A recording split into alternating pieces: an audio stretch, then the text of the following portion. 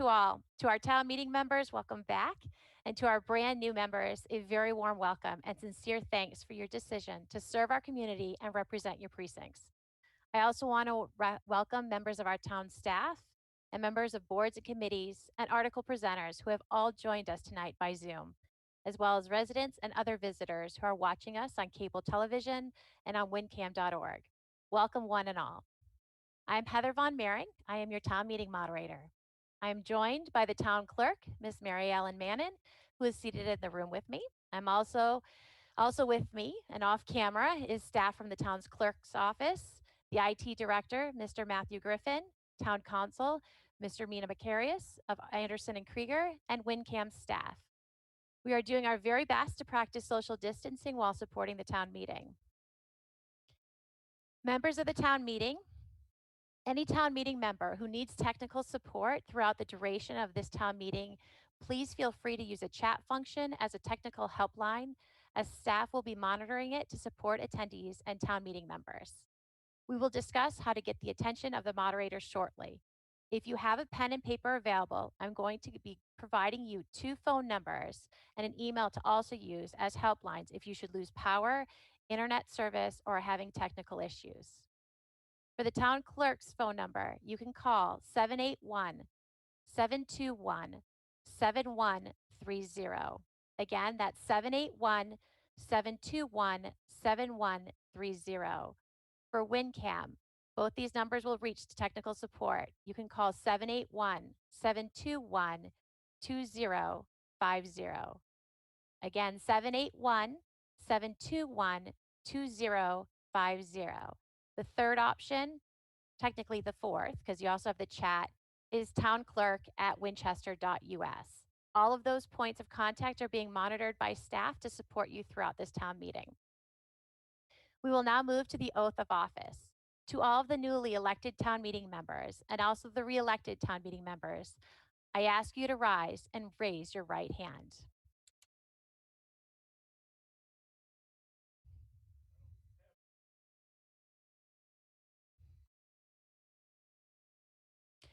Do you solemnly affirm that you will faithfully and impartially discharge and perform all the duties of the office of the town meeting member to which you have been elected in accordance with the laws of the Commonwealth of Massachusetts and the charter and bylaws of the town of Winchester?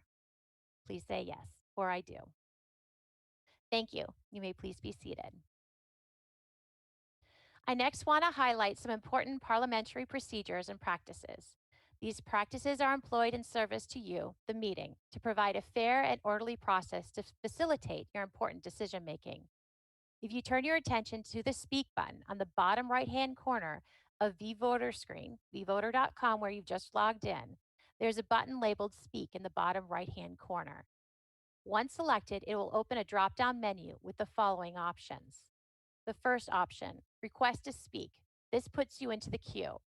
This will put you into the line to speak on a motion. Please note that this is equivalent to raising your hand if we were in person. 2, Request to Speak to make a motion.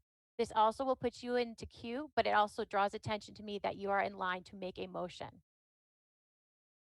3, Rise to Question of Privilege. This is a way to notify me and the credible support staff behind town meeting that you cannot hear the speaker. This is also a way to notify me of a pressing situation that is affecting a right or privilege of the town meeting or of an individual in attendance in this meeting. For longtime town meeting members, they can attest that this is also often used when the visuals are too small, the lights are on making the screen too illuminated, and the temperature is pretty uncomfortable. I can only assume that there will be absolutely no issues tonight with temperatures and lights as you're all in the comfort of your own home. Number 4 is the rise to a point of order. This allows a member to raise a question of order if they feel that there has been a breach of rules or conduct. We are to never attack or make any allusion to the motives of members of this body. There is no tolerance for inappropriate language or name calling that is offensive to any of our community members. Remarks should be relevant to the motion under discussion. This would be the means available to members to gather my attention for this purpose. 5 is motion to move the vote. This motion stops all debate on a motion and moves to an immediate vote to take into consideration ending the debate and no further discussion. Members should only use this if you begin to feel that you've heard sufficient debate on a motion, and especially if you feel that everything that can be said has been said, perhaps just not by everyone who wants to say it. This means you are asking your fellow town meeting members to indicate by a vote whether they too have heard enough debate. 6 is to second a motion, straight up second as a motion, and 7 is to cancel your request. If you choose any of the options previously and you wish to cancel it, you just select this and your name will be removed off the list. Members of the public who are not town meeting members. The raise of hand feature on your webinar is the method you can notify staff that you would like to speak. Town meeting members, please use the vVoter function for your purposes. I have a screen in front of me off to my right that shows me your selections as they occur. When I recognize you to speak, I will state your name as it is written in the queue and to the best of my abilities in the moment. Once you have been recognized to speak, please state your precinct, and also you are encouraged to let me know how you would like to be identified going forward. I ask that I be identified hereafter as Madam Moderator. In closing on our parliamentary procedures and practices, we must bear in mind as we cast our votes not only our personal interests, but also those of our community as a whole. As we deliberate, let each of us here tonight maintain an open mind, an open heart, graciousness when we disagree, and a healthy sense of humor so that debates of this meeting will not be a source of division among us when our business here is finished. We will continue our meeting tradition with the Pledge of Allegiance. For those members who would like to join me, please rise.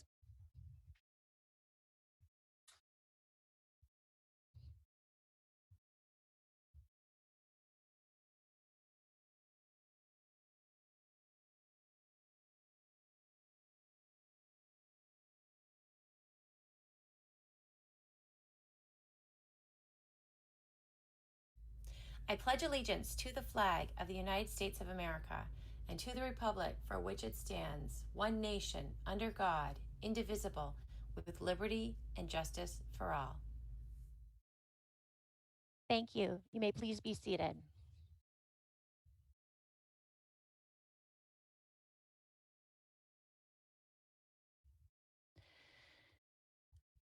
It is with a heavy heart that I ask town meeting members in a moment to take a moment of silence. This past year has been a lot of loss, and I want to draw members' attention on two specific individuals, Dennis Slater and John Sullivan. Dennis Slater served as Winchester's wiring inspector for our department since 1997. He was a longtime Winchester resident and also owned Slater Electric Company. He was a good, kind, and faithful man. He was just an incredibly generous soul. John Sullivan served as a moderator of Winchester town meeting for 37 years. As Peter Haley noted in the letter to us, he was a man of humor, intelligence, kindness, and concern for others. His dedication to the community was profound. John was raised in Winchester and lived in town for the majority of his life. His positive influence on our community and dedication to us will forever be, and for that we are grateful. We will now observe a moment of silence in the remembrance.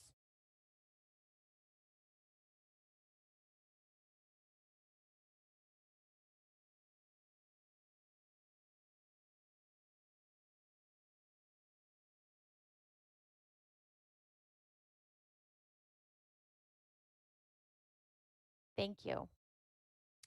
Finally, before I move on to the preliminary motions, I want to take a moment to thank all of the members of our community who have retired from their roles of leadership.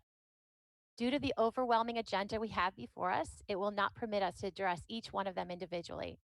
That does not mean that our gratitude and appreciation for their service is in any way diminished. Thank you. However, as this is town meeting, I do want to thank Peter Haley on behalf of all the members for his tremendous leadership for our town meeting. It is an honor to serve after him and learn from his expertise and wisdom. As many of you know, Peter Haley also loves poetry. He wrote me a letter recently that noted, "I let this get out of control, poetry. For the most part, people want to get to the business of the meeting." For always being so right, I have proof that he was wrong in that statement. In that moment of his poetry, so many of us sat waiting for what inspirational poem he would pull out of his mind and that would toss and turn us into deep thought. It was the business of the moment, and it is the one request that I have received the most from members to read poetry this evening. I can't let the meeting down. So, in the honor and a gift for not only his service, but also that of John Sullivan and your own, I wrote the following poem to read to you this evening. 192. Town Meeting. 192. Created by the voices of our community. We are the groundwork of democracy. Gathering with purpose for policy, we help guide the articles before us, moving forward with determination, volunteerism fulfilled with dedication. Precincts of 8, the people's representation. We analyze wisely, inquire for clarity. We contribute new ideas for resolution. Development is defined by our foundation. We define that which is impaired, damaged, or a requirement. We focus moments to honor our history, supporting each other within the society. We speak with intention and resolve contention. Sustain what we have and what we need forthcoming. Build for transportation, safety, recreation, and equality. We reinforce our youth's education. Support our businesses, employees, and neighbors, debating with intelligence and consideration. We rise in dissension to vote and to pledge, and to serve with open hearts and with perception. We determine the budget and transfer to balance. We amend, make motions, simplify, ensue, extend, fund, embrace, recommend, and define as we vote as 192. Moving to page 1 of your Town of Winchester 2021 Spring Annual Town Meeting Motion Booklet with the blue cover. It is moved and seconded to adopt the resolution relating to preliminary motions as printed in your motion book, page 1. This does not include the consent agenda. Please note, number 3 has a change and we will not be holding a session this Thursday and will continue on Monday, May 3rd, 2021. Are you ready for the question? Seeing no one rise by request to speak function, a vote of majority of the members present is required. The question is on the approval of the preliminary motion shown on your screen and it's printed in your motion book on page 1. Please turn your attention to your V-Voter screen and select yes if you are in favor and no if you are opposed. We will provide 45 seconds for members to navigate through the screens. Once you have voted, a gray box will appear that states vote received.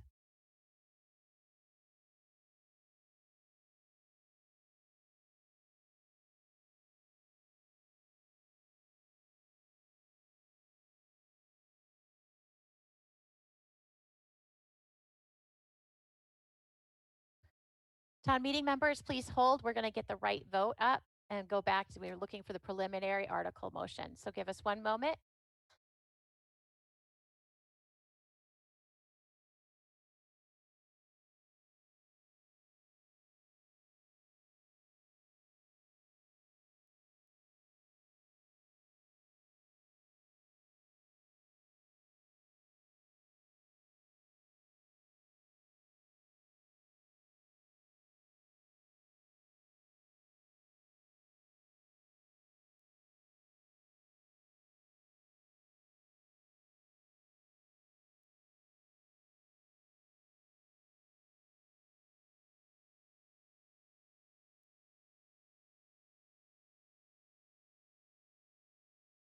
Give us 1 minute. We're still going to get it up for you.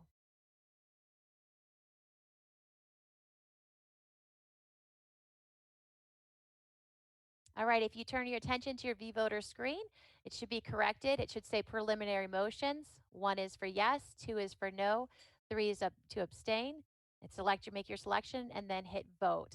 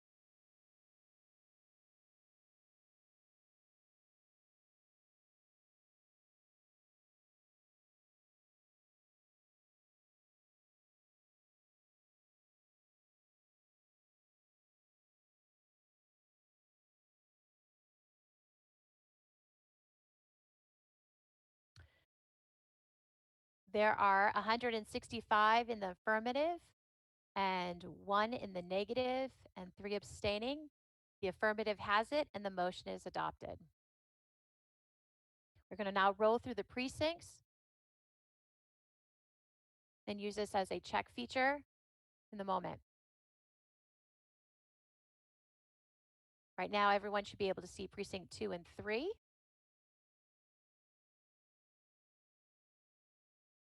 4 and 5.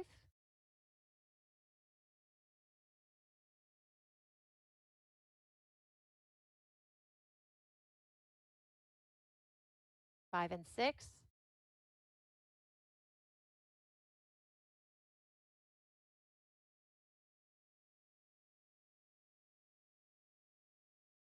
7 and 8.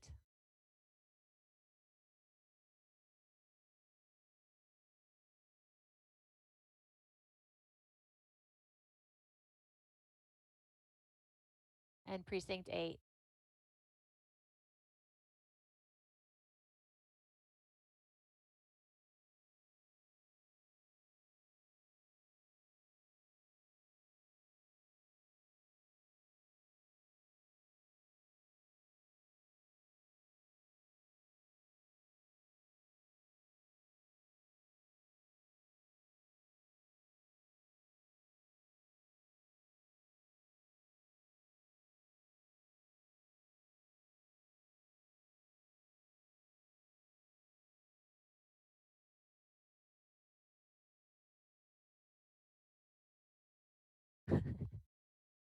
Did they hear the vote?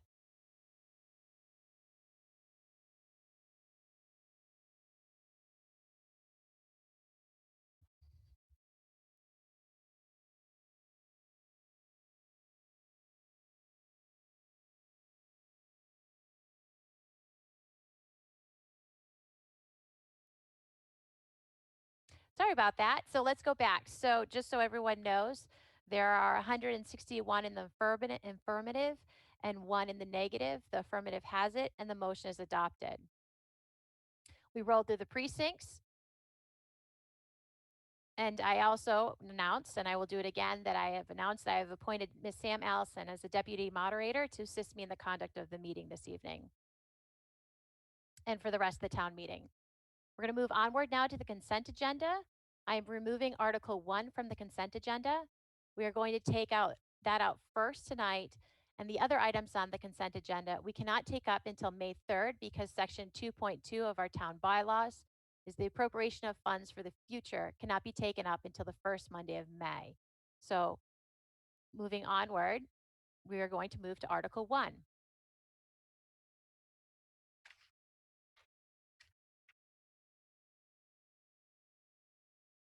Moving to page 2 of your Town of Winchester 2021 Spring Annual Town Meeting Motion Booklet, the one with the blue cover.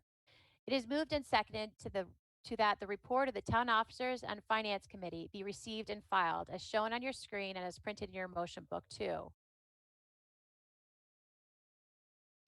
Are you ready for the question?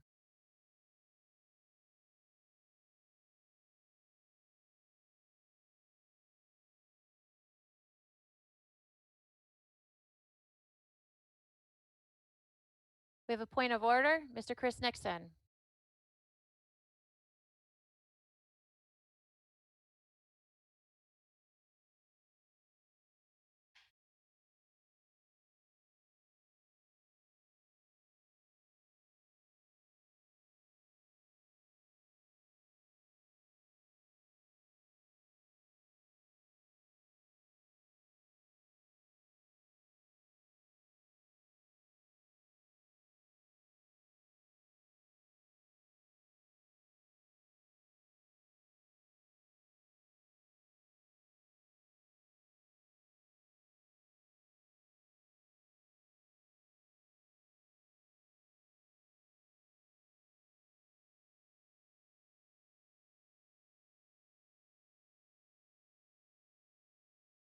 Mr. Nixon, we're waiting for you to find you on the list. One moment, please.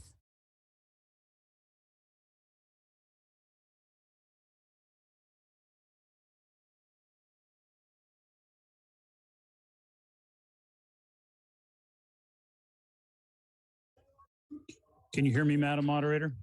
Yes, I can. Thank you. Thank you very much. So I had a point of order actually on the consent agenda, so it will apply to next week. And I wanted to ask a question of you or Mr. Macarius. I noted that the majority of the articles on the consent agenda have a simple majority threshold for passage, with the exception of two. Article 25 is a 2/3 vote. Article 10 is a 4/5 vote, since it deals with a previous fiscal year and has a higher standard. I just wanted to ask the question, when we do come to that consent agenda, and I understand it will be next week, does that mean we hold the entire consent agenda to the higher standard, or would you welcome a friendly motion next week to pull those two out? I'm just unclear about how we actually address three different thresholds for passage when that comes.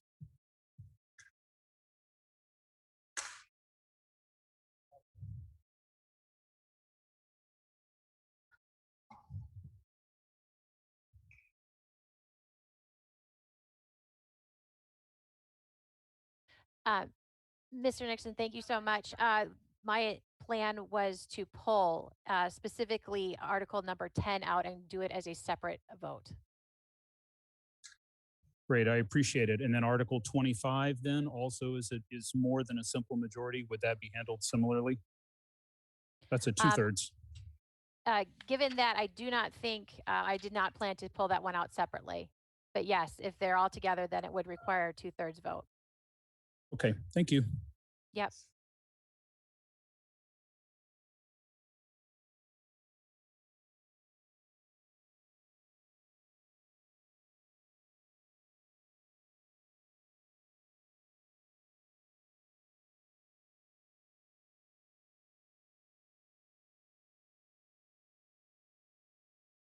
All right, moving back to Article 1. Are you ready for the question? A vote of the majority of members present is required. The question is printed in your motion book on page 2. Please turn your attention to your V-Voter screen and select yes if you are in favor and no if you are opposed. We will provide now 40 seconds for members to navigate through the screens. Once you have voted, a gray box will appear that states vote received.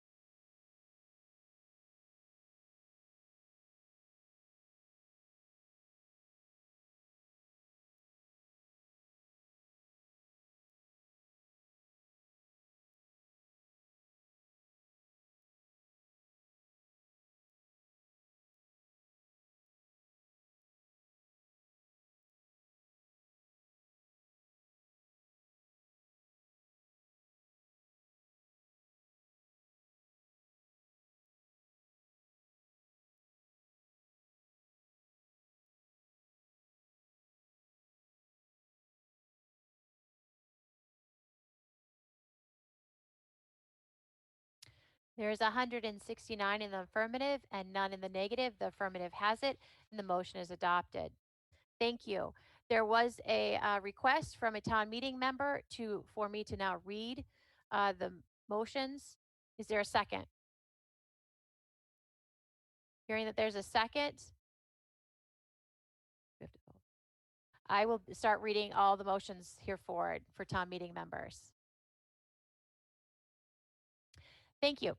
So moving onward with Article 1, for the report of the Select Board, I welcome Ms. Susan Verdicchio, Chair of the Select Board. The IT Director will be sharing a video for you.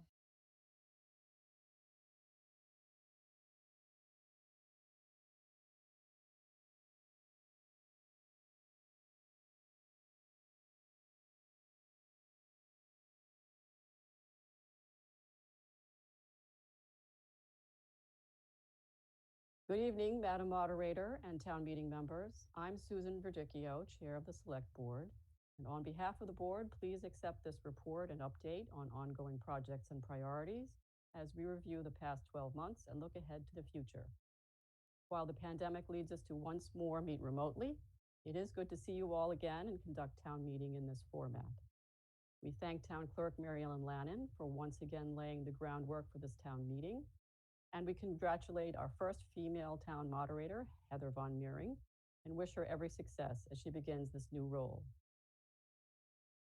While the availability of vaccines and warmer spring weather give us hope that life is returning to normal, we must stay vigilant, continue to protect each other, and prevent another surge so that we can finally emerge from the pandemic. We will be forever grateful to our town's first responders, teachers, and other essential municipal staff, as well as appointed and elected officers who've shown strength, creativity, and resilience in leading our community through these difficult times. The long anticipated renovation of Winchester Center's commuter rail station by the Mbta has at last begun. Patience and community support for our local businesses will be critical as we navigate this multi-year project. The town's collaboration with the MSBA for a new Lynch Elementary School is on track to begin the feasibility study phase. And with the support of voters across town, a debt exclusion to fund Winchester's final flood mitigation project, enlarging the culvert behind Morocco School, and to make immediate repairs to the Morocco School building was enacted. On the Waterfield parking lot next to the train station, we are looking to move forward with the mixed income rental housing project proposed by Civico last year. And for that, the Select Board is seeking town meeting approval of a land development agreement that maps out the design, permitting, funding, construction, and long-term operation of this building. This project will not only advance the town's housing production plan, but also support revitalization of the town center. The board is also moving ahead with multimodal transportation improvements across the town, including a pedestrian safety project at the intersection of Waterfield Road and Church Street, and redesign of the Woodside-Wildwood Road intersection. Long-deferred repairs and service improvements at the transfer station are also being proposed. Additional support for the town's building and stabilization funds through the 2019 override enable much of these important public works. What follows is a snapshot of recent and upcoming infrastructure work.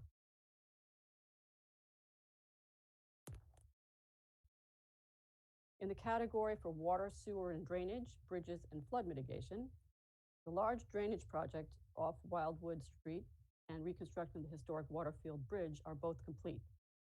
The Swanton Street Bridge, Lake Street Bridge, and North Reservoir Dam work are slated to commence this year. Here you can see the very large Wildwood construction project, which is now done, and the baseball field has been fully restored. Here's a view of the historic Waterfield Bridge with its elegant railing fully restored.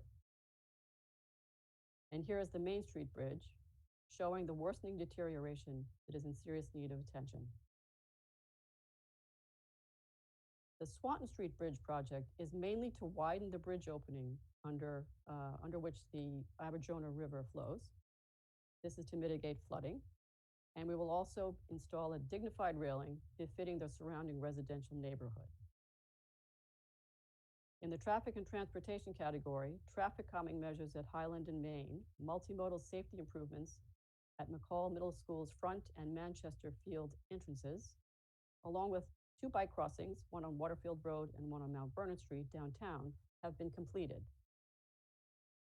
Here's an aerial view of the area near McCall's front entrance, which is down the road from the Lincoln Elementary School.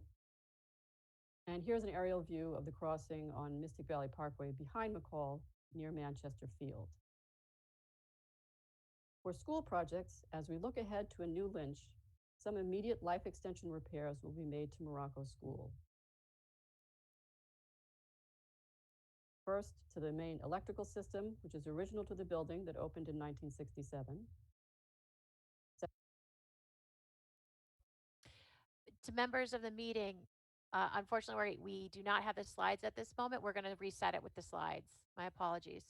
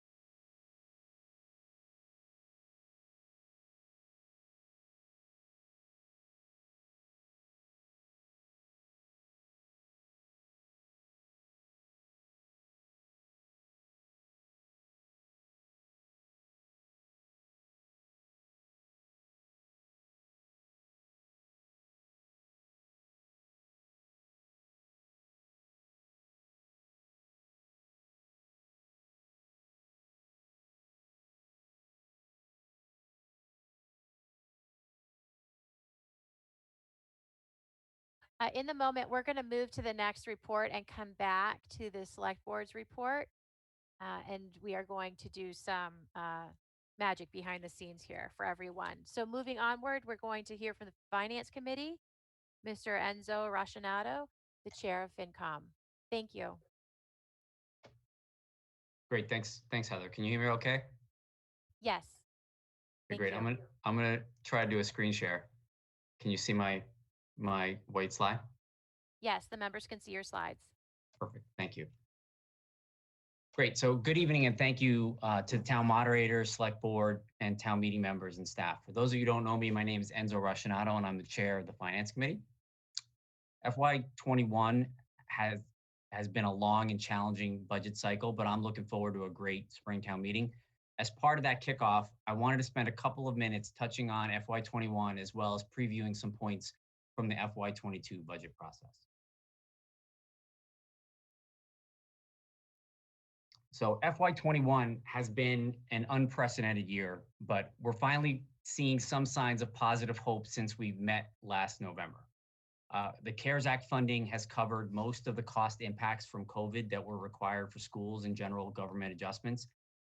By the end of this week, most of our children will be back in school full time, which in November, few of us thought possible would happen in this school year.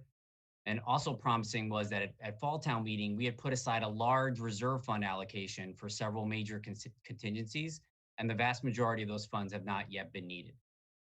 Another big positive for FY21 is that the Biden stimulus will soon be available. And we're still waiting on the exact guidelines of how that can be spent, but Winchester has $6 to $7 million allocated that could potentially be leveraged for a variety of different costs, operating expenses, capital projects, or additional town investment. We'll find that out later on when the guidelines are announced. But overall for FY22, we're very focused on sustainable growth over the long term, and we'll talk more about that tonight.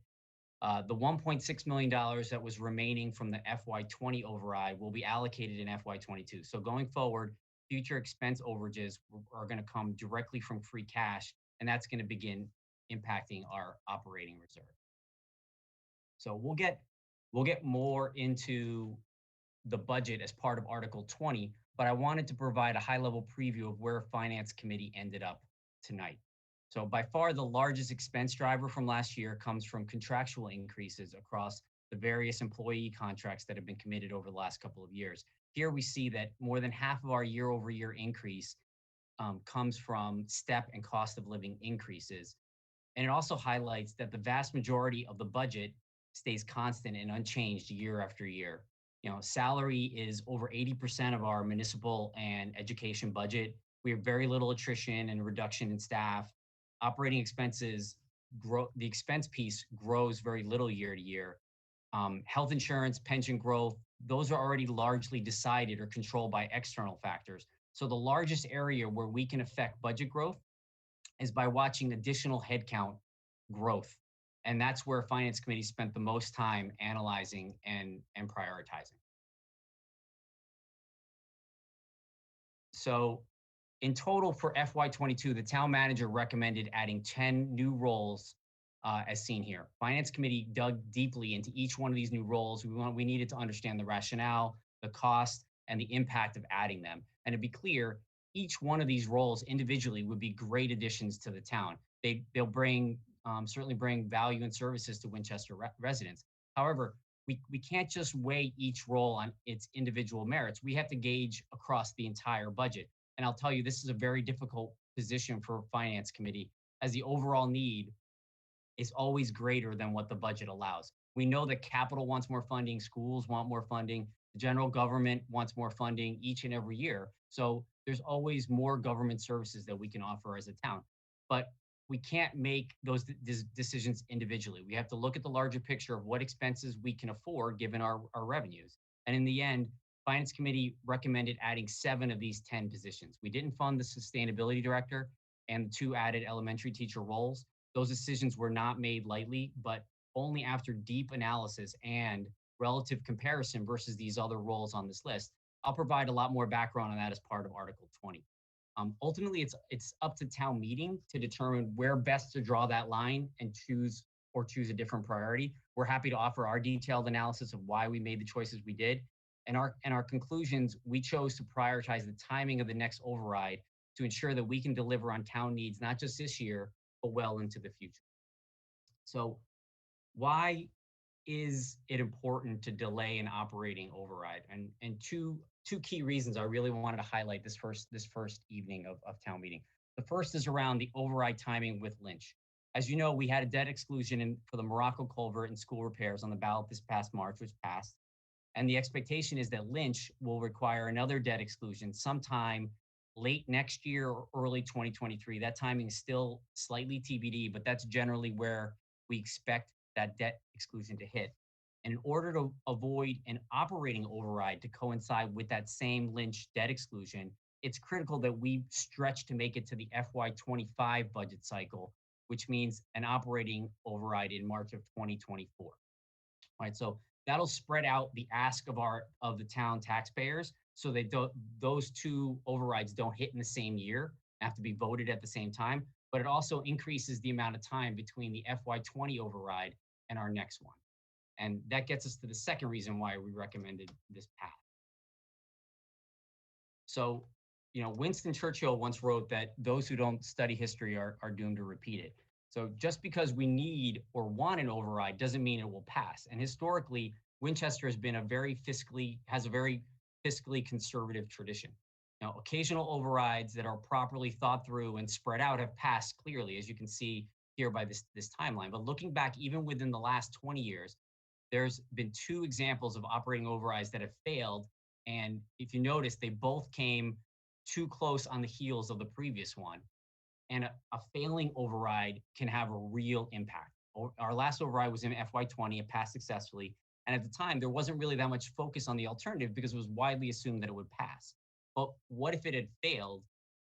We would have had a serious budget crunch in several key departments. Going back to the austerity budget option from FY20, it had cuts in police, in firefighters, it had less capital maintenance to DPW, it had teacher layoffs, as well as cuts in school programming. And that's certainly a scenario we'd like to avoid this time as well. So that's why it's important to stretch the period between the overrides as much as possible. So in summary, override timing was a key backdrop in our analysis and our budget rationale. And Finance Committee made thoughtful adjustments in the FY22 budget to ensure that we can stretch that budget all the way to FY25 before an override. And we'll get into more of that as part of Article 20. Thanks for your time.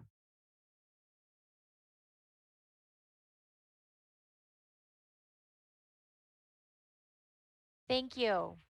Next on our list is the school committee, Ms. Karen Mariama Bolognese, on behalf chair of the school committee.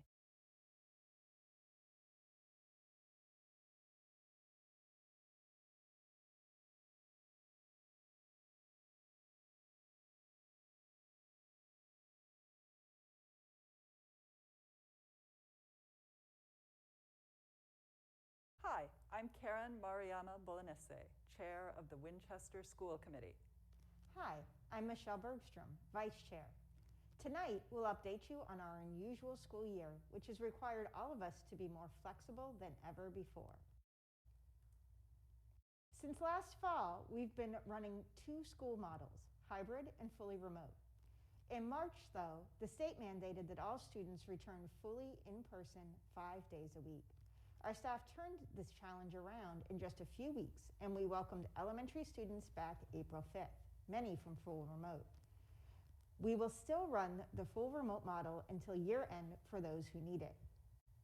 As always, space is an issue for the number of children in our classrooms. Because of COVID, we must maintain 3-foot distancing in class and 6-foot distancing while eating.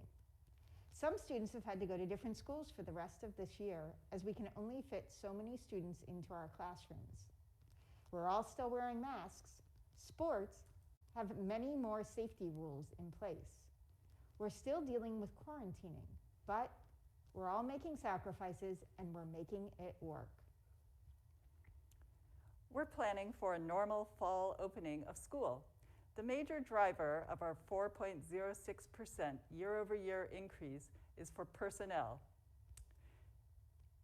of which 85% of the cost is from mandated increases for the final year of our contracts. The remaining 15% supports our mission to provide all students with healthy social and emotional development. Schools share a critical role in student mental health, which the pandemic has driven home. The high school dean of students, K-5 social emotional coaches, and nurse at Parkhurst for pre-K support different needs of our oldest to youngest learners. 3 additional teachers reflect our concern for managing class sizes when a large number of students are expected to return to public school. Our finance director must be able to focus on business planning for our 5,000 clients and 700 employees. Thus, the operations coordinator aligns us with other districts by splitting out work on upcoming multiple building projects, ongoing contract negotiations, and all daily operations, including extra safety measures during COVID. On the non-personnel side, more out-of-district placements for students with special education needs result in increased tuition and transportation costs to the district. Many factors still remain uncertain. Enrollment drives our personnel costs. Over the last 10 years, we've seen 12.4% growth. In 2021, though, uncertainty around reopening drove families in Winchester to choose private or other options for their children. Will these students come back? Our initial numbers indicate that yes, they will. At first grade and elsewhere, we're still seeing strong increases in student numbers.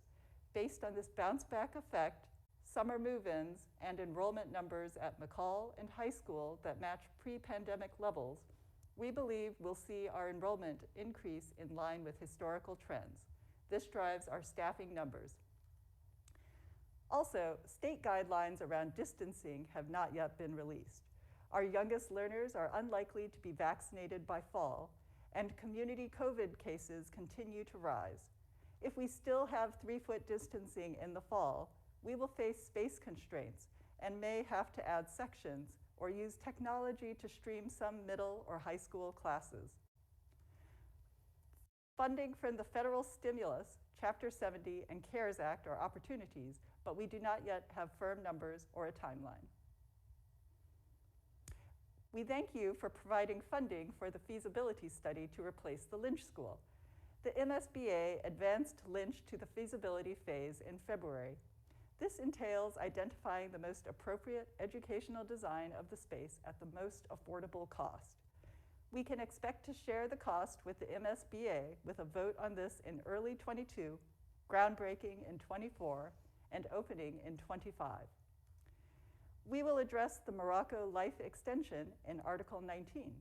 We thank the voters for firmly backing this ballot question to fix Morocco's roof, outdated electrical and plumbing systems, and failing boilers. This will help extend the school until we can replace it in 8 to 10 years. We hope town meeting will vote to fund this much needed project. The Parkhurst elevator you funded is nearing completion. We have minor repairs to ready the building to welcome 4 pre-K classes in the fall, which will relieve crowding at Lynch. Also, we expect negotiation of all union, food, and bus contracts. In sum, this school year has been like none ever before, but we're grateful to our staff for all their hard work. Thanks to our community's cooperation, we've not had any extended closures, and we're looking forward to bringing back McCall and the high school fully in person in a few weeks. With your support of our requested budget, we look forward to a full reopening in the fall. Thank you very much. Thank you. Thank you to members of the school committee. Next on our list is the Board of Health. Ms. Kathy Donahue will be doing the presentation.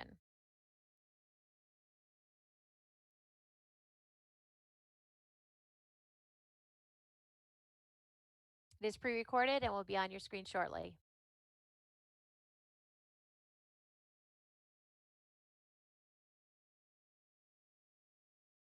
Hello, I'm Kathy Donahue, newly elected chair of the Winchester Board of Health and member of the Board of Health for the past 5 years. As Board of Health member, Winchester resident, and mother to 3 children in our school system, I know the trying times that our community has faced since early 2020. The COVID-19 pandemic presented challenges not seen before in our lifetime, and yet I was amazed at the response of our town officials, boards, and residents who responded to the best of their abilities to keep each other safe. This brief update is not nearly adequate to paint a full picture of the past year.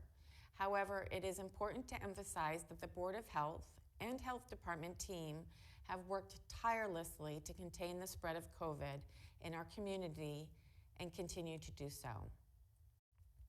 The Health Department preparations, outreach, and response relative to COVID-19 pandemic was the predominant activity of 2020. On March 18th of last year, the Board of Health formally issued a declaration of a public health emergency for Winchester and issued an emergency order prohibiting certain personal services. Since that time, staff have been responsible for involvement in the Town of Winchester COVID-19 Regional and Local Task Force, preparation of educational information for social media, WinCam, and print distribution on social distancing, mask wearing, and hand washing, tracking COVID-19 community data and other case data, including varying displays of data, conducting outreach to Winchester residents reported as positive with COVID-19, ensuring contact tracing and appropriate isolation and quarantine measures were in place for Winchester residents, consulting with Winchester Public Schools on school COVID policies, student and staff data, closures and plans for reopening, ensuring local businesses closed and activities ceased per the governor's order, then providing safety guidelines to local businesses and programs for their limited yet safe reopening, enforcing the governor's travel ban and other limitations on gathering and other restricted activities.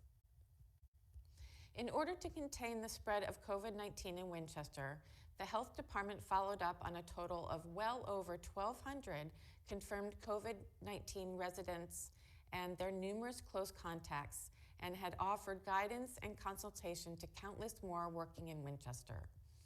As we have been doing so for months, all COVID data is published weekly on the town's website at winchester.us, and I encourage you to seek out details there.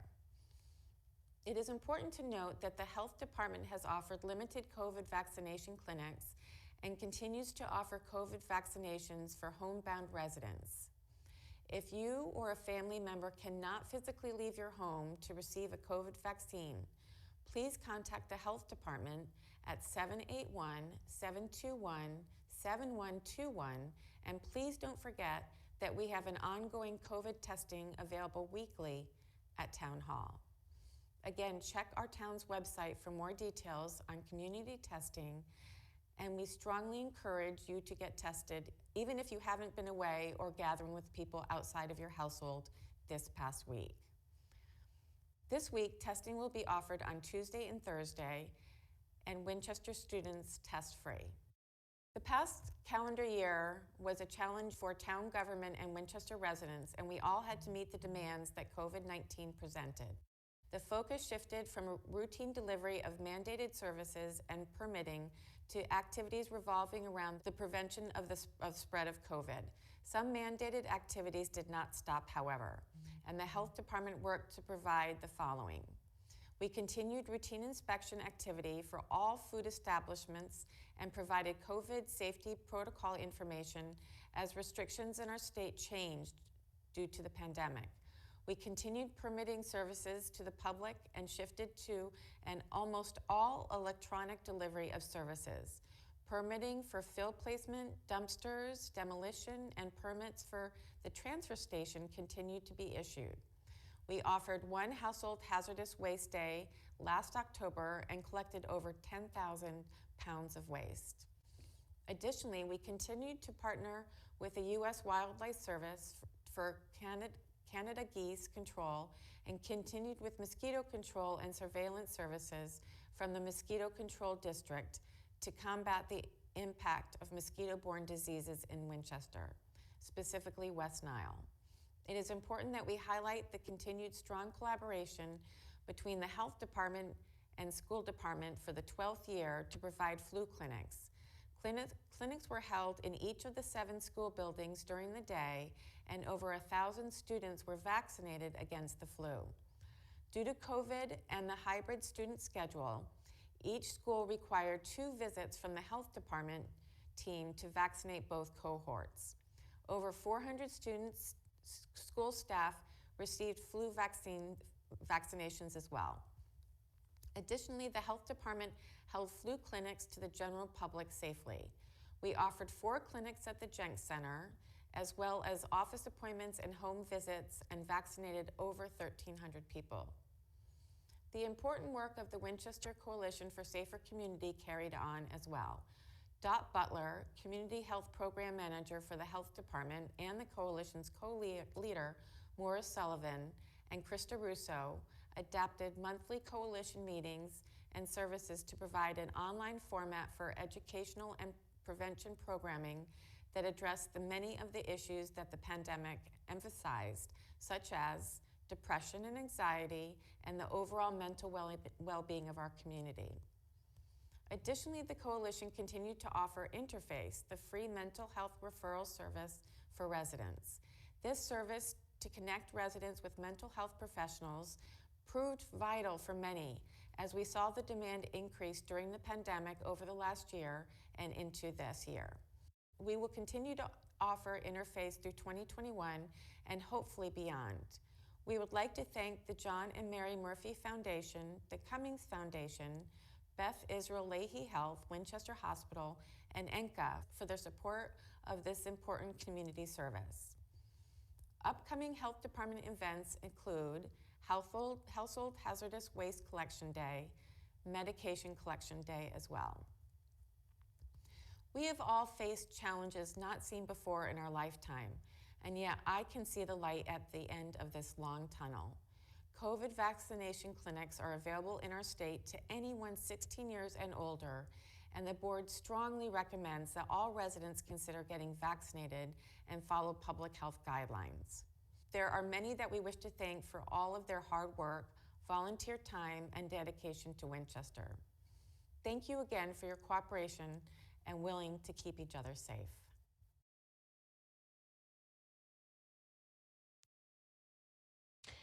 Thank you so much to the Board of Health on that update. We are going to go back to the select board. Before we do that, I wanted to just let everyone know, because there is some questions that have arisen. When I reference your screen, there are members of the public who are watching through WinCam and do not have the blue books. They are seeing on the screen there is language referring back to our blue books that town meeting members have. So if you're saying refer to the screen, it is refer to your blue books. And for the select board's presentation, WinCam worked some magic and merged a file into the presentation, and so we will be having that shortly.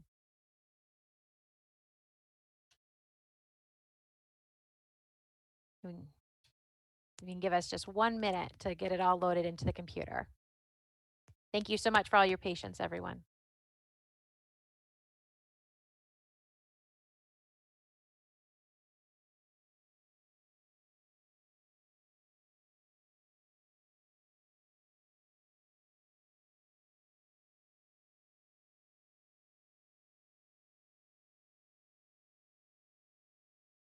Good evening, Madam Moderator and town meeting members. I'm Susan Verdicchio, Chair of the Select Board. And on behalf of the board, please accept this report and update on ongoing projects and priorities as we review the past 12 months and look ahead to the future. While the pandemic leads us to once more meet remotely, it is good to see you all again and conduct town meeting in this format. We thank Town Clerk Mary Ellen Lannon for once again laying the groundwork for this town meeting. And we congratulate our first female town moderator, Heather Von Meering, and wish her every success as she begins this new role. While the availability of vaccines and warmer spring weather give us hope that life is returning to normal, we must stay vigilant, continue to protect each other, and prevent another surge so that we can finally emerge from the pandemic. We will be forever grateful to our town's first responders, teachers, and other essential municipal staff, as well as appointed and elected officers, who've shown strength, creativity, and resilience in leading our community through these difficult times. The long-anticipated renovation of Winchester Center's commuter rail station by the MBTA has at last begun. Patience and community support for our local businesses will be critical as we navigate this multi-year project. The town's collaboration with the MSBA for a new Lynch Elementary School is on track to begin the feasibility study phase. And with the support of voters across town, a debt exclusion to fund Winchester's final flood mitigation project, enlarging the culvert behind Morocco School, and to make immediate repairs to the Morocco School building was enacted. On the Waterfield parking lot next to the train station, we are looking to move forward with the mixed income rental housing project proposed by Civico last year. And for that, the Select Board is seeking town meeting approval of a land development agreement that maps out the design, permitting, funding, construction, and long-term operation of this building. This project will not only advance the town's housing production plan, but also support revitalization of the town center. The board is also moving ahead with multimodal transportation improvements across the town, including a pedestrian safety project at the intersection of Waterfield Road and Church Street, and redesign of the Woodside Wildwood Road intersection. Long-deferred repairs and service improvements at the transfer station are also being proposed. Additional support for the town's building and stabilization funds through the 2019 override enable much of these important public works. What follows is a snapshot of recent and upcoming infrastructure work. In the category for water, sewer, and drainage, bridges, and flood mitigation, the large drainage project off Wildwood Street and reconstruction of the historic Waterfield Bridge are both complete.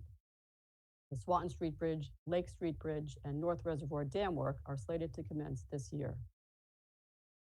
Here you can see the very large Wildwood construction project, which is now done, and the baseball field has been fully restored.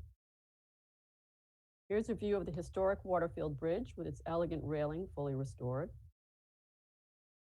And here is the Main Street Bridge, showing the worsening deterioration that is in serious need of attention. The Swanton Street Bridge project is mainly to widen the bridge opening under which the Aberjona River flows. This is to mitigate flooding. And we will also install a dignified railing befitting the surrounding residential neighborhood. In the traffic and transportation category, traffic calming measures at Highland and Main, multimodal safety improvements at McCall Middle School's front and Manchester Field entrances, along with 2 bike crossings, one on Waterfield Road and one on Mount Vernon Street downtown, have been completed. Here's an aerial view of the area near McCall's front entrance, which is down the road from the Lincoln Elementary School. And here's an aerial view of the crossing on Mystic Valley Parkway behind McCall near Manchester Field. For school projects, as we look ahead to a new Lynch, some immediate life extension repairs will be made to Morocco School. First, to the main electrical system, which is original to the building that opened in 1967. Second, to the many of the main components of the plumbing system, also of similar age. And to the roof, which is circa 1992. There are a number of smaller, yet no less vital projects for many other town buildings, including projects to advance the town's ADA transition plan.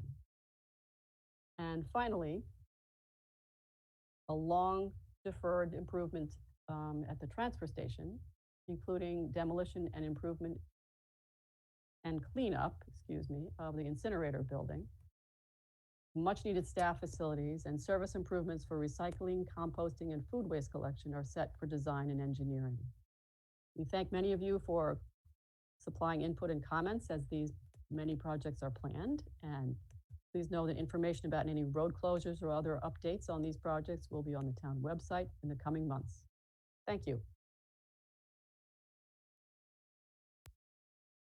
Thank you to Winchester for making that magic happen, and thank you for the Select Board.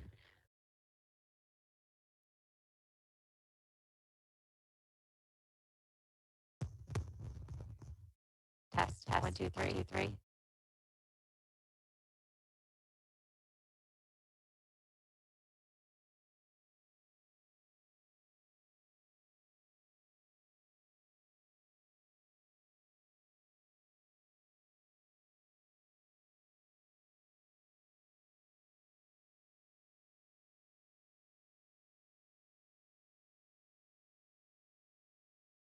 Test 1, 2, 3.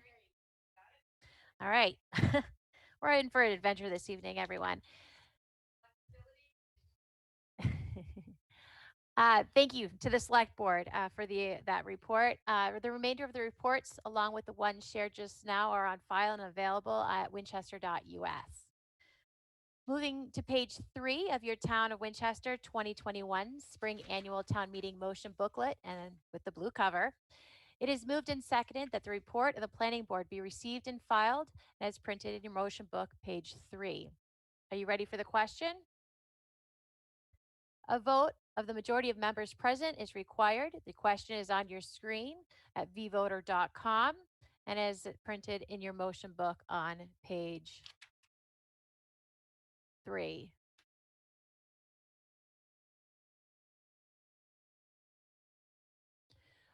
We have a point of order from Wessner, M.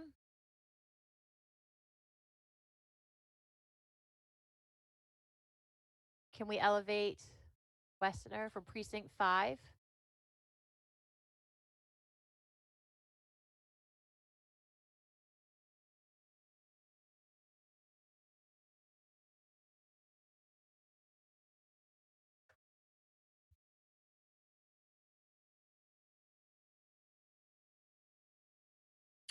Yes, I withdraw my point of order, Madam Moderator. Thank you. Thank you, town meeting member. We have a rise to question of privilege from precinct 1 member Kalabi. Pardon me if I pronounce your last name incorrectly.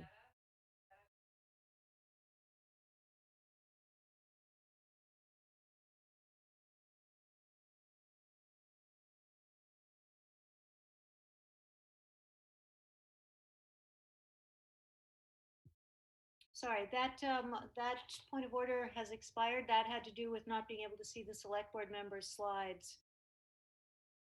Okay, thank you so much. Thank you. All right, so going back, a vote of the majority of the members present is required. The question is on your vvoter.com screen and as is printed in your motion book on page 3. Please turn your attention, town meeting members, to vvoter screen and select yes if you are in favor and no if you are opposed. We're going to go for 40 seconds.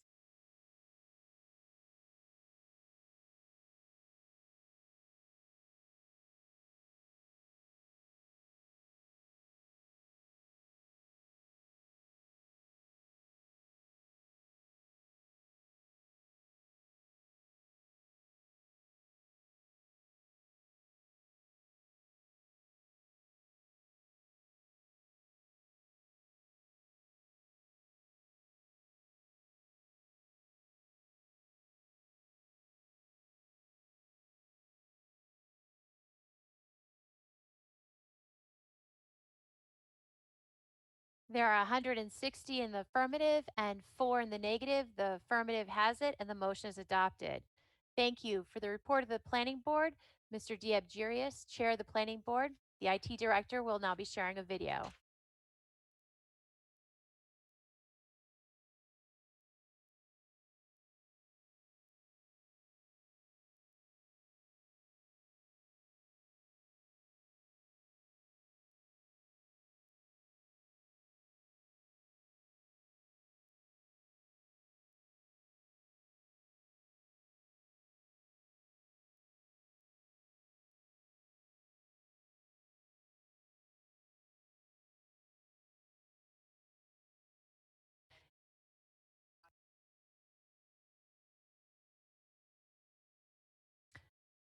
Mr. Diabgirius, are you giving your report live this evening?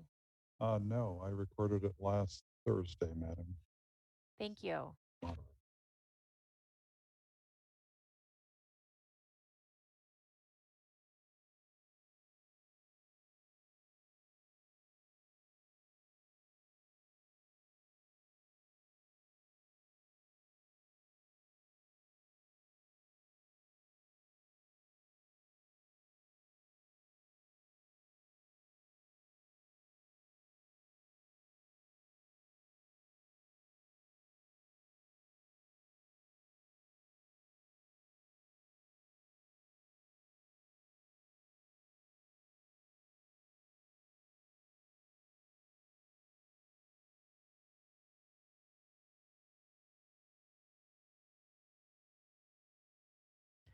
because we're going to need one more minute to get some stuff from WinCam here.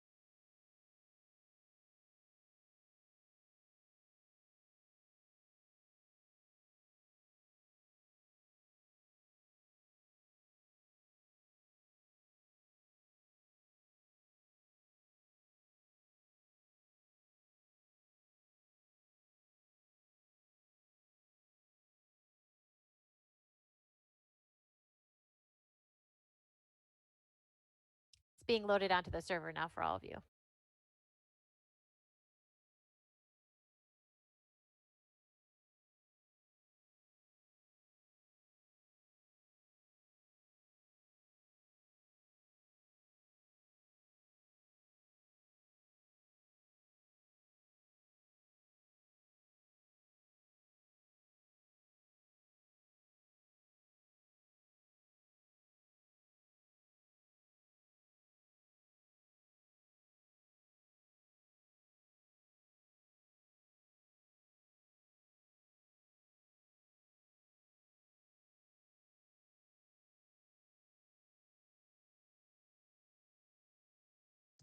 Good evening, Winchester residents and town meeting members. I am Mbta, current chair of the planning board, and I'd like to share with you our semi-annual report. Before I get to the report, I'd like to thank all of the people who make it possible for the planning board to get its job done, especially over the last many months. A big shout out to Suzanne Gill, our administrative assistant, everyone in the engineering and building departments, as well as the design review committee and the historical commission, who provide very valuable perspectives. This past month has brought about a big change in the makeup of the planning board. Our longest serving member, Maureen Meister, has stepped down after 20 years. Our chair, Heather Von Mering, has decided that herding cats at the planning board is good training for herding cats at town meeting and is now our moderator. And Cheryl Wolf, who stepped in last year for longtime board member Betsy Kreger, has also left the board. Heather Hannon, luckily, is still around. And we welcome our newly elected members, Yi Ching Scott and Sally Day. We will shortly be selecting an interim member to fill the seat left by Heather Von Mering. One of the things that our town planner, Brian Sakella, has been doing a lot of over the last many months is submitting grants, and he spent considerable time. He's taken the lead on some, he's co-lead on others, and has played a supportive role for other committees and boards. Of note, because it took a lot of work, was the Municipal Vulnerability Preparedness Grant, which sought to get money for comprehensive educational and outreach campaigns related to climate resiliency, flooding, heat impacts, and other risks related to climate change. Unfortunately, that was not granted. However, he successfully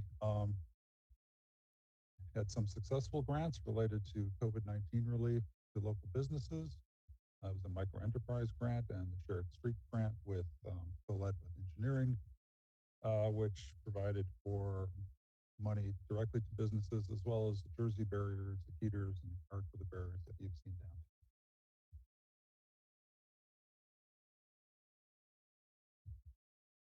down. Last spring, town meeting funded a housing and economic development study of North Main Street. We contracted with the MAPC to perform the study, and the first public forum took place this past March with around 60 participants. forum featured a series of audience polls, which are being analyzed and which will influence the direction of the study. The forum was recorded and is available on YouTube, and there's a link and a QR code on the screen if you happen to snap a picture of it. The analysis of the forum, as well as the discussion for the next phases of the studies, will be presented at our next forum, which will be on June 8th. We invite participation from across town, not just from the North Main Street corridor, and we hope that you will be able to attend. We will send out notices as we get closer to that time. We expect to have a final report by this fall and hope to present new zoning at either this fall's town meeting or next spring.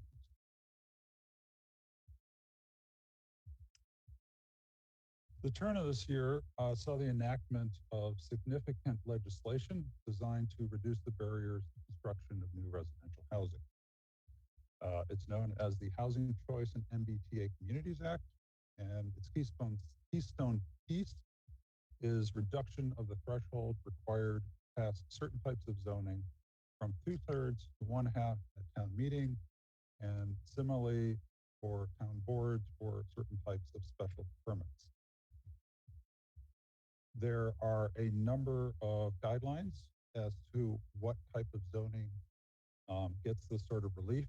The state has provided guides to municipalities to define what those projects are, and town council will aid us in interpreting these new rules. The second component of the Housing Choice and MBTA Communities Act is the provision for by right construction of multi-unit housing near MBTA stations. It's our understanding that in Winchester, this provision would only apply to the downtown train station and not that at Wedgemere. And Town Council is currently reviewing our existing CBD zoning, the Central Business District zoning. In light of the new regulations, we feel that we are already in substantial compliance, but the review has not been final.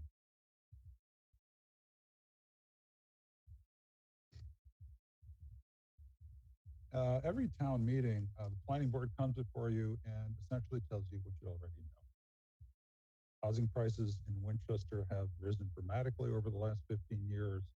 The median home price has now risen to around 1.2 million. We are losing rental units, and many of our residents are housing burdened, spending more than 30% of their income on housing, something that is especially true of renters.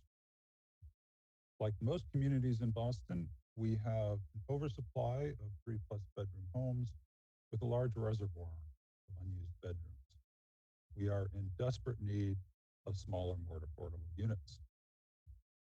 Last year, when this town meeting voted its accord with our new 2030 master plan, we committed to build a community which welcomes and is affordable to a broad mix of households. The planning board is committed to that vision and to exploring all options for fulfilling it. We hope to put proposals before town meeting to address this over the next 12 to 18 months. One measure of the town's commitment to affordable housing is via the state's subsidized housing inventory. Winchester has traditionally been remiss in meeting the state mandate of 10% of our housing stock being enrolled in the inventory. There are now several ongoing developments which will substantially increase the number of SHI enrolled units. In particular, the Cambridge Street and River Street 40B developments are moving forward towards construction. The town is working on a ground lease for the Waterfield lot, which is before a town meeting this session. And that would be the first step towards making that project concrete. Because of the River Street and Cambridge Street properties, we are currently in 40B safe harbor, which precludes filing new 40B developments in town, but we must continue the production of new SHI eligible units each year to maintain that status. It's important to know that if a project is 100% rental and provides at least 25% needed affordable units, all of the units in that project may be counted towards the SHI, which is why you see on this table in front of you that the Waterfield lot, should it be approved, the Cambridge Street and River Street plots all count 100% of the units, whether they are market or affordable. The Winning Farm property, which is owner rather than rental, only gets 2 units. While this may keep us in safe harbor, it does not substantially reduce the overwhelming need for more affordable housing in our community. Typically, we report on multi-unit residential developments across town, and there are a number in various stages. As I've mentioned, 416 Cambridge Street and 1935 River Street probably will begin construction this year. There was a proposed development at 10 Converse Place in the downtown that did not come to I shouldn't say proposed, it was discussed, did not come to a formal proposal before the planning board. The developer is interested in discussing different plans, new ideas with the board. There are some small projects in the conceptual or special permitting phase on North Main Street. As you know, the lot at Washington and Swanton is still in play. The town crafted an RFP this past January, February. The planning board and planning department provided funds for a design consultant to guide the design, and I'm sure the select board will probably have given us an update as to the status of that project by the time you hear this. The Holton Street lot, which only a few years ago was the site of a proposed 350 unit 40B, changed hands in March of 2020, and it will most likely continue under industrial use. Okay, the big news for the Center Business District is that the Planning Board recently issued a special permit for the 654 Main Street project, which would be situated on the site of the current Bell's Hardware. The development should provide, or I should say will provide, 30 market rate and 6 SHI eligible affordable units while preserving and restoring the existing historical house, as well as providing on-street parking. Bell's Hardware will occupy one of the 2 commercial units. The permit is currently under appeal. One of the things that always surprises one, just when you think there are no large-scale parcels left in Winchester, there's news of one that is coming up for development. And this is recently a request for development proposals was issued by the owners of a lot, a 4.87 acre lot, which is above and behind Mahoney's Garden Center on Cambridge Street. Property is currently zoned for single-family residentials on a 20,000 square foot lot. And if that were to go through, it would permit perhaps 5 to 7 single-family homes there. Okay, coming up in the next few months, here's what the Planning Board plans to do. We are planning to complete the North Main Street study with the aim of bringing new zoning to the town meeting for its consideration, hopefully this fall. As part of our budget request that you will see for the upcoming fiscal year, we are asking for funds to perform a similar study for the Holton Street area, looking at commercial and residential development there. We are also planning to move forward with the Master Plan Implementation Committee, which has sort of been on hold because of COVID. And we need to proceed to develop metrics and schedules to bring its vision to fruition. And finally, we intend to examine and pursue strategies to improve the ability of diverse households to live in Winchester and bring forward proposals to do so to town meeting when they are ripe. And we hope to do so soon. And thank you very much. And there are a number of resources which would be useful for those interested in what I've discussed about. In particular, the MAPC has produced a set of very interesting studies of the housing market in Greater Boston, which you can find at their website. And thank you very much, and enjoy the rest of town meeting.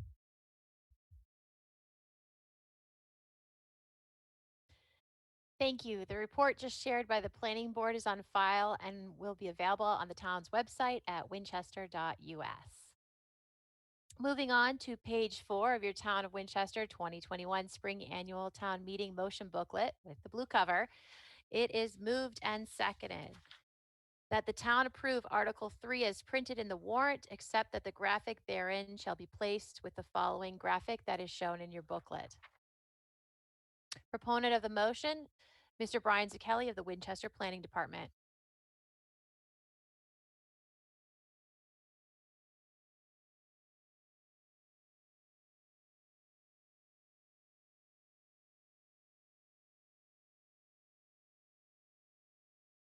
Thank you, moderator, and good evening, town meeting. I'm here to talk about Article 3, driveway curb cuts. The objective of this article is to clarify an existing driveway curb cut bylaw for the residential properties located in the zoning bylaw section 5.1.10. So a little history, the staff requested standards to manage the size of curb cuts back in 2017, as we saw upwards of 50-foot long curb cuts constructed. These wider curb cuts are more unsafe for pedestrians and can cause drainage and other flooding type of issues. Legal counsel suggested the zoning bylaw was the most appropriate place for these standards. So in 2017, a maximum driveway width at the street line was established. And since then, the term street line was difficult to interpret based upon different conditions at the curb, street, or sidewalk. So therefore, this bylaw change is proposed to put in explicit standards for total width at both the street, curb, or sidewalk and at the property line. So those are now given here. No numbers have changed here. We're just making clear that the width at the property line, as well as at the edge of the pavement or the curb line, is still a maximum of 20 feet. I'm going to show in graphics later what this means, but no numbers have changed with respect to the width. That was for single-family homes. This is the same now for duplexes and triplexes. For when there's one driveway, it's 20 feet. When there's two driveway, the maximum of 10 feet wide still stays the same at the property line. Nothing has changed here in sections 3 and 4. These discuss the distances for curb cuts from intersections in section 3. And 4 offers special landowners the opportunity to apply for wider curb cuts through a special permit.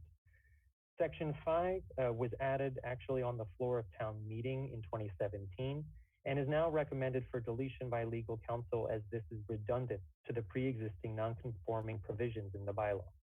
The original passage of the bylaw only applied to entrance and exit driveways installed or widened after the original passage of the bylaw in 17, regardless of the inclusion of this section 5. And these proposed changes would only apply after this town meeting, if it does go through. So this is a bird's eye view graphic, which shows a minimum of 10 feet and a maximum of 20 feet at the property line, as well as at the street line. So any number of rounded curbs or otherwise if you'd want to do must fit within this maximum of a 20-foot wide opening. So just as before, there are no restrictions on the width of the driveway once it's on private property. This is a 3D perspective view showing a 6-inch curb height here and specifically marking the transition point of the curb. The transition points are the location of where the curb goes from a regular straight piece to either or to a rounded edge or a descending curb. And I'm going to show you these examples on the next slide. So descending curbs this wide are unnecessary. You can see um, the descending curb on either side of the driveway here. These can create hazards for pedestrians with mobility issues. The 20-foot max at the curb is measured between these transition points. In this case, and all of the other driveway curb cuts prior to the passage of the bylaw in 2017, these standards do not apply unless a change to the curb cut is proposed. Here is a more traditional rounded curb for driveway openings and the location of the transition points as they relate to the drawing. Thank you very much for your time, and I now turn it back to the moderator.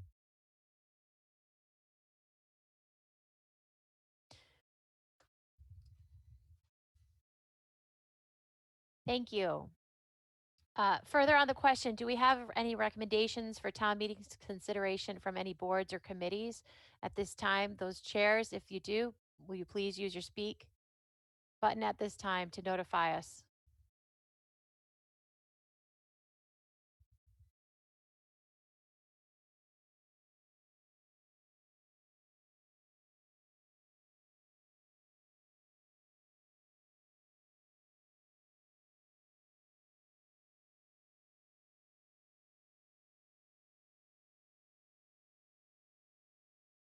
Ms. Susan Verdicchio of the Select Board.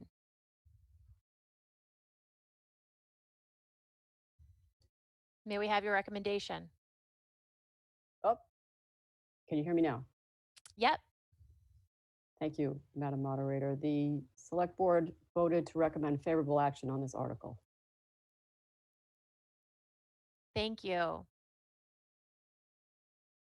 Seeing no other boards or committees rise to request, members of the town meeting, you may now use your request to speak button at the bottom right-hand corner of your vVoter. To our new members of town meeting, you are welcome to share your perspective and insight and information you have, given that is confined to the motion before us. You are also welcome to ask questions of staff, legal, and board and committees during these times. Everything is to be addressed through me. First on the list through vVoter is Mr. John Richard of Precinct 1.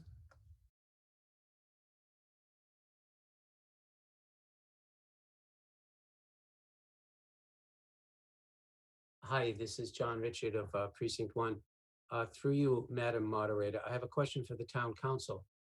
And that is, Mr. Sekeli has said that this will not apply to driveways which were constructed prior to the passage of this motion. But would not those driveways be viewed as non-conforming from here on in? And could you clarify for us what's their status then? I know they can't be expanded from that, but could they be repaired? Or could a asphalt driveway be turned into a paved driveway? Or will it complicate for people who currently have more than 20-foot driveways? For example, I think it's very common in town that a driveway is 24, 25 feet. So what does this do to those existing driveways? Thank you. From town meeting member to town council, can you please answer the question regarding existing conditions and changes to those? Thank you. To Mr. Richards' question, a previous driveway that was conforming under the bylaw at the time constructed would remain protected like any other existing non-conforming use.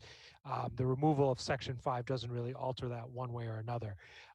With respect to the questions such as changing pavement in asphalt to pavement, for instance, it would depend on whether the change is substantially more detrimental than before. Likely the answer would be not if it was just a simple change in surface. Of course, there may be other implications for stormwater, et cetera. So it's hard to say that in the general, but assuming that the driveway before was conforming when built, it would retain protection. Thank you. Further on the question, Roger Wilson of Precinct 1.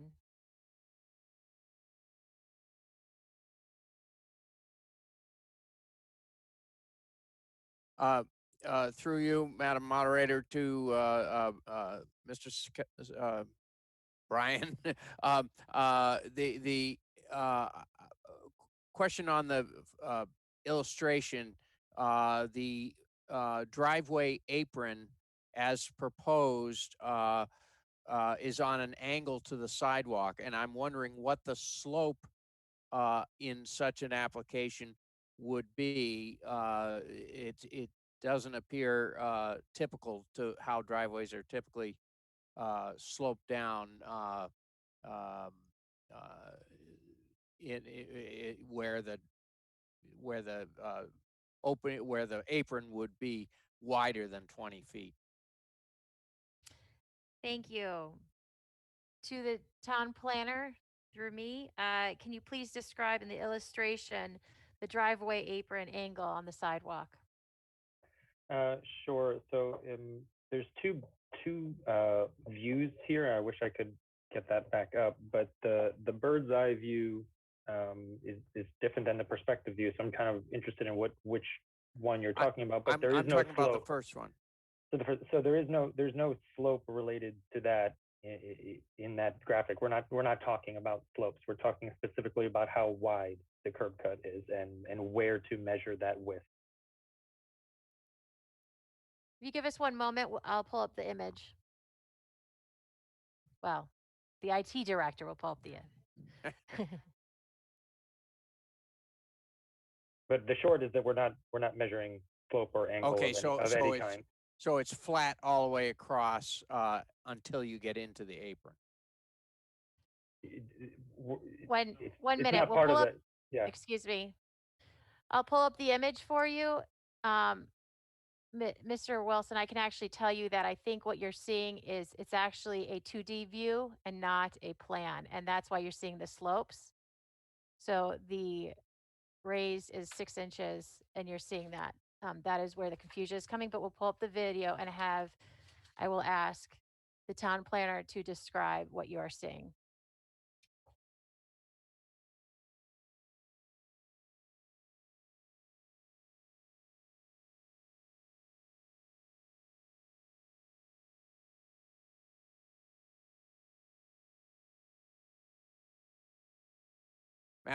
Madam Moderator, I think my question is actually answered in Brian's statement that the slope is not dictated in this design. I wasn't referring to that. I was referring to the graphic, the first graphic in the article. Okay, thank you. There it is. Yep. And there is no slope or angle of any kind. This is a bird's eye view of how to measure the width. Yep. Okay. Okay. All right, not seeing anyone else in queue. Are you ready for the question? So a vote of 2/3 of the members present is required. The question, as printed in your motion book on page 4, that the town approve Article 3 as printed in the warrant, except that the graphic therein shall be placed with the following graphic, which is in your book. Please turn your attention to the voter screen and select yes if you are in favor and no if you are opposed. Here it is right now. We will provide you 40 seconds for members to navigate through the screens. And once you have voted, don't forget a gray box will appear that states your vote has been received.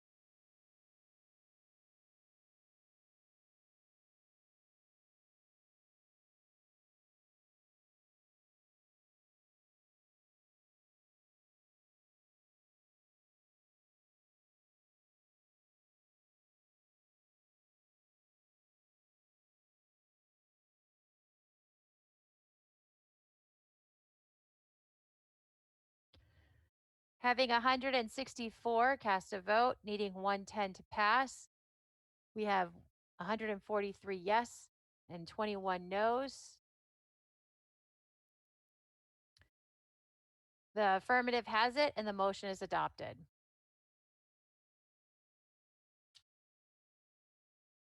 Moving onward, we move to Article 4.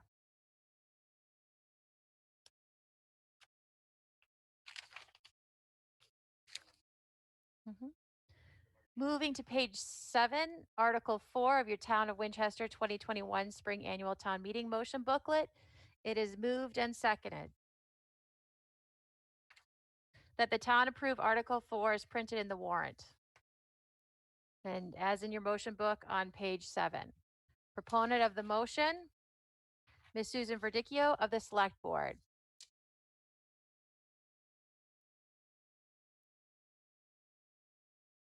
Thank you, Madam Moderator. This article originated as a citizen's petition. So I would ask that you recognize Mr. John Miller to present on behalf of the citizen petitioners.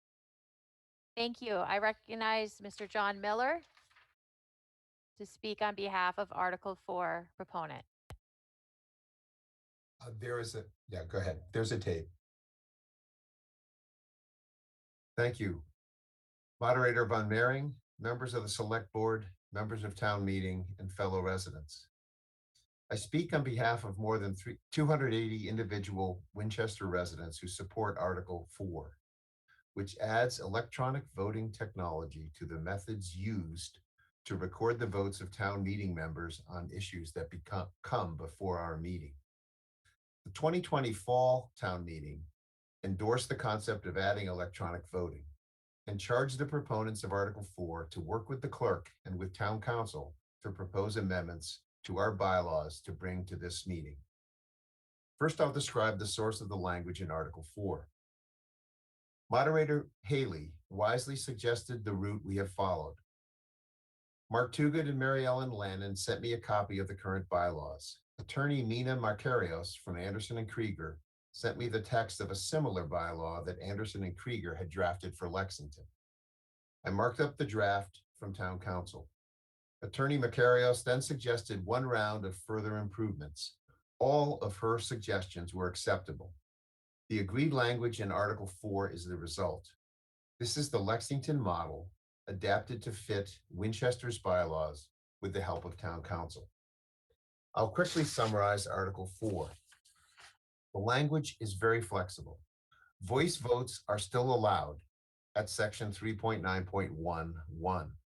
So are standing votes at 3.9.12b. Section 3.9.12a adds electronic voting as one of the ways to have a counted vote. Section 3.9.2 lays out the minimum elements of the electronic voting system. This is the Lexington model and has been in use for years. Votes are displayed to town meeting members and the public. The display shows at a minimum the final tally of votes and a listing identifying each town meeting member, the member's precinct, vote, and the final tally of votes. Sections 3.9.2 confirms that a recorded electronic vote controls over a voice vote. Sections 3.9.2.3 and 4 preserves discretion to the moderator to use voice votes and/or electronic votes. There is an option for 20 members to request an electronic vote. Section 3.9.3 preserves discretion to the moderator to conduct a standing vote. Section 3.9.4 provides for a public record of town meeting votes. I'd like to summarize the benefits of the agreed language in Article 4. Article 4 is just good government in the electronic age. The COVID pandemic has made Article 4 an obvious and simple step forward. We should continue voting electronically as we have since spring 2020. After some initial skepticism in Lexington, all but the simplest votes, such as adjournments, unanimous consents, correction of typographical mistakes, are taken electronically. Lexington's experience has been good. Article 4 will make voting faster. We will spend less of our time on the mechanics of voting and more of our time on substance. Article 4 will make voting easier. Modern systems allow secure voting by tablet or phone. Article 4 will make vote tabulation entirely reliable, not only for majority votes, but for questions that require a 2/3 vote. The math is done. Innocent error is banished. Article 4 simplifies the burdens on the moderator and on the clerk during town meeting in collecting, tabulating, and announcing outcomes. Town meeting is the town's legislature. We are legislators elected to represent residents. How we vote in this legislature should be knowable to those who elect us. Article 4 will make our actions, our votes, knowable to all residents of Winchester. All of us agree with the Washington Post that democracy dies in darkness. Article 4 moves us towards greater transparency and light. We seek favorable action on Article 4 to amend our bylaws by adding a new Section 3.9 authorizing electronic voting at town meeting. Thank you.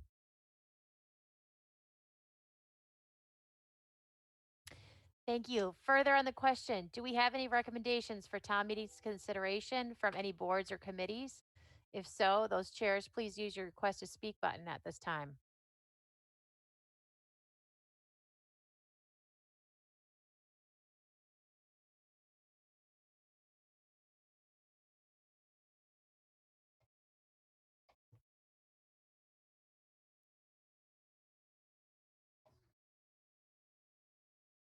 Recommendation of Susan Verdicchio on behalf of the Select Board.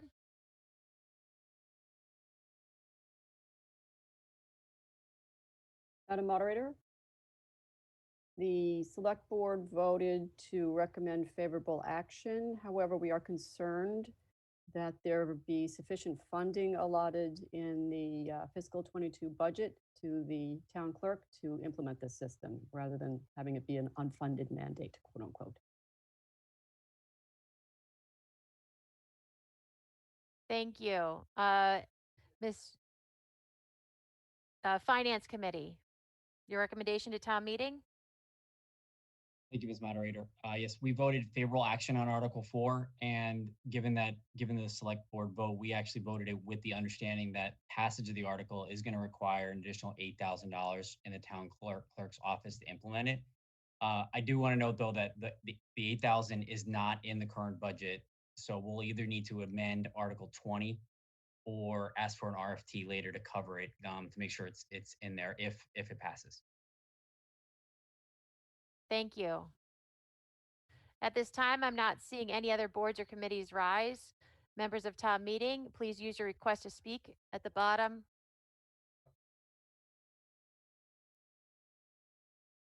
Can you elevate Mr. Tony Conti, please?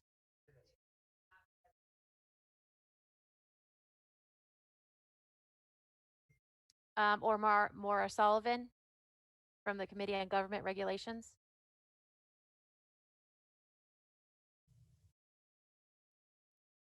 Yep. Madam Moderator, thank you. Can you hear me? Yes, I can. Thank you. You didn't use your request to speak, but we had you noted, so please proceed. The Committee on Government Regulations found the proposed bylaw to be in conformity with our bylaws. I endorse the proposal. The accountability is the essence of democracy, I should say representative government, and the Committee on Government Regulations endorses the proposal. Thank you. Seeing no other boards or committees rise, members of town meeting, please use the request to speak button at the bottom right-hand corner of your V-Voter.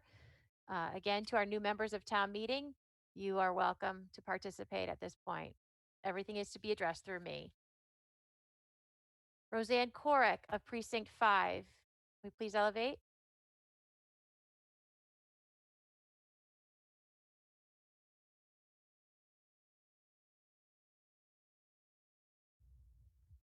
Hi there, can you hear me? Yep. Hello, welcome. Thank you, Madam Moderator. I'm Roseanne Korek from Precinct 5.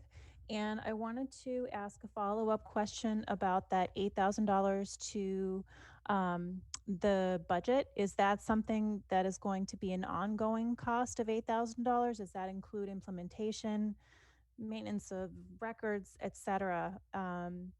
Just going forward, is that the fixed cost? Thank you. Through me to the town clerk. Can you please confirm the cost associated with this year and proceeding thereafter? Yes, hi, good evening. Thank you for the question. The purchase price of the technology is roughly $15,000 to get us up and running to do the kinds of technology that you've been seeing here this last year or so. And then the annual maintenance for the software and the staffing for us to get technicians to do the things that you're experiencing will be roughly $8,000 to the annual budget every year thereafter. Thank you. Further on the question, Carol Savage of Precinct 5.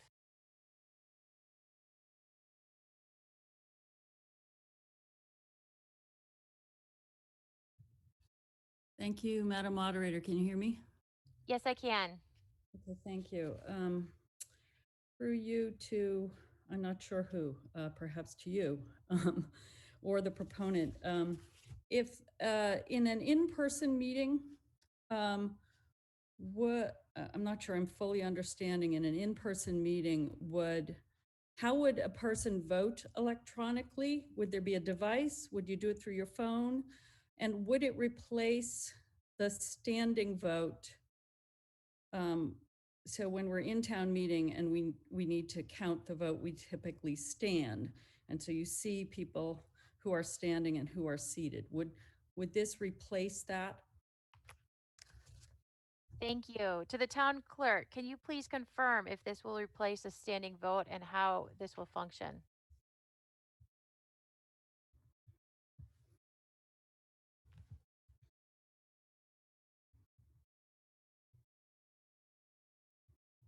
Sorry, folks. Okay, there we are.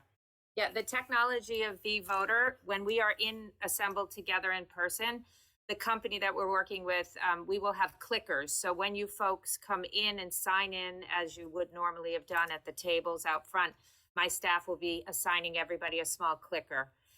And then when you sit where you normally would sit, and we call for the vote like we're doing tonight, you will just simply, instead of rising up and being counted, you'll hit the clicker.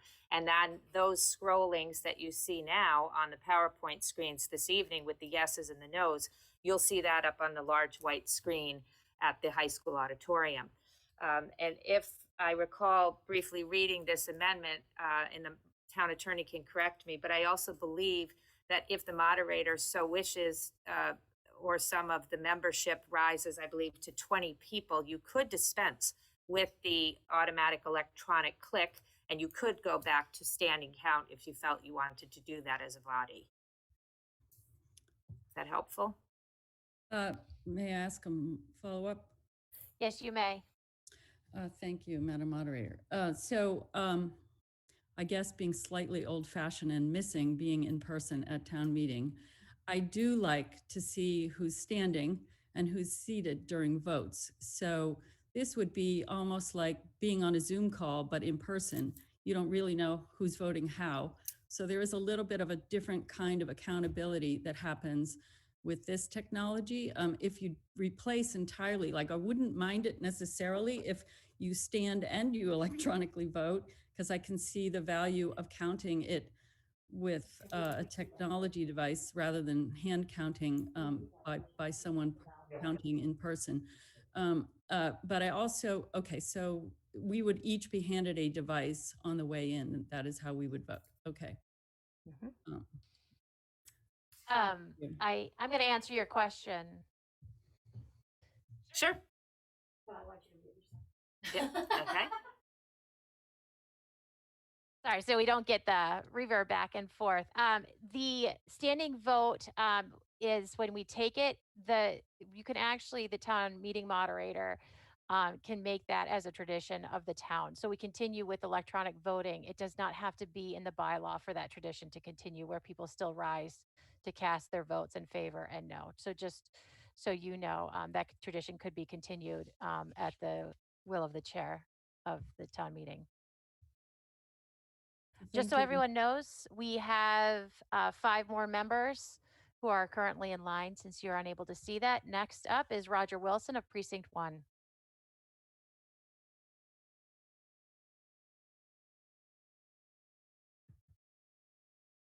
Thank you, Madam Moderator, through you to the proponents of this measure. Is there any evidence that towns that use this technology have better outcomes, better government, measured in any metric that you can come up with? To the proponents of the article, is there any metrics available that you might be able to share to confirm about the effectiveness of this model? If not, maybe town council can support this question as well. Town council?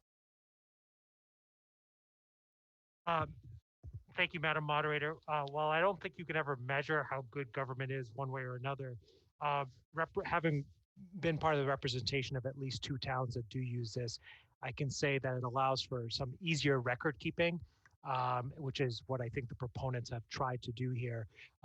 And it also, I think one of the things that was mentioned by Mr. Miller, Dr. Miller right away, was that there is an ability to count votes and avoid a mistake, for instance, over whether you got past 2/3 or not.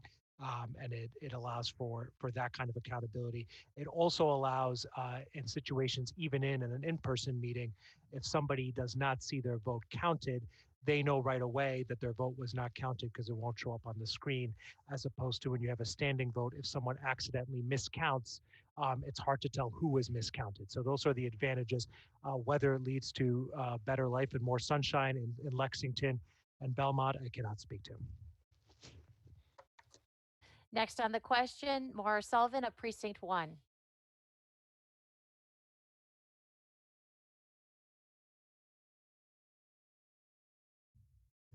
Hi, I'm in Precinct 1 and I'm also on the Government Regulations Committee.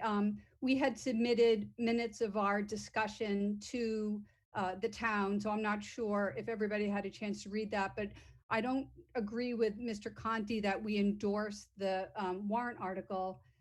I myself believe that we should take the time to study it the way Lexington did and probably come up with operating procedures and then write the bylaw to make sure that the bylaw fits whatever procedures we come up with.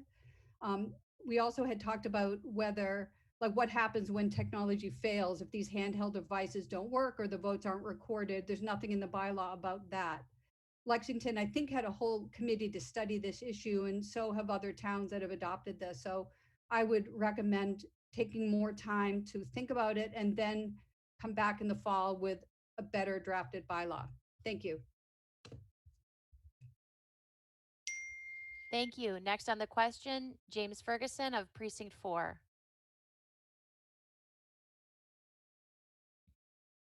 Hello, I also am on the committee, and it was my concern that there was no nothing in the bylaw about the technology might be not working. What if it broke down one time? And what if there was a dispute on the accuracy of the technology? So I guess to the town council, who does certify the final vote, what the final vote is, and who does anyone get to object if they think the technology is not working? To town council, could you answer the questions regarding technical issues? Sure. Thank you, Madam Moderator. The answer is, as the case is now, the chair of the meeting, the moderator, with the assistance of the town clerk, and usually with input from council, would make sure that the vote was happening correctly. If the technology failed, you would simply revert to a standing vote, and you would count it as we do now. And if there was a question about whether the vote was accurately tabulated, a point of order would be the appropriate mechanism to ask that. A recount is also still possible, as well as a motion for reconsideration. So all of the normal rules that come into play when one questions the tabulation of a vote would still be in place if the electronic system was not working. The other thing that, as I mentioned, if a vote does not seem to appear, for instance, it's working for 190 members, but 10 members, clickers are not working for whatever reason, the moderator could simply accept the vote of that person either verbally or through a standing vote for the person who couldn't, just as same as if they could not use the vVoter platform during a virtual meeting that we're in now. Thank you. Next on the question, Joyce Westner of Precinct 5.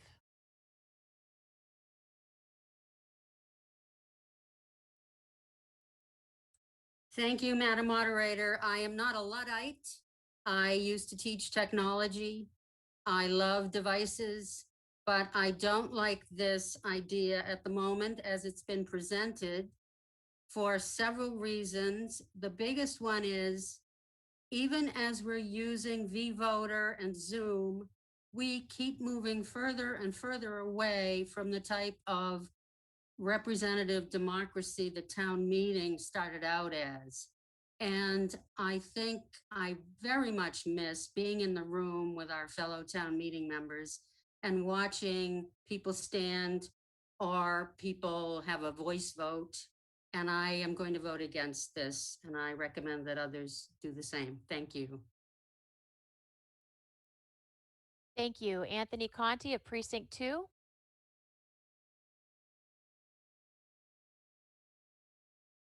Thank you, Madam Moderator.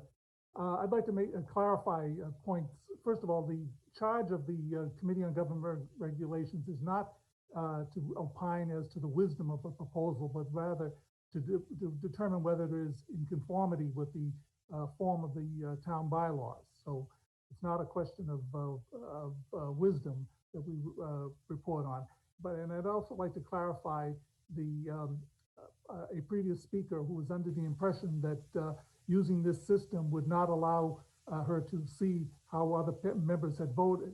As the town clerk mentioned in her initial presentation, what would happen would be that there will be a screen that will display the votes of every member, which is a lot easier to determine how people are voting than to try to pick out people in a crowd of 192 people.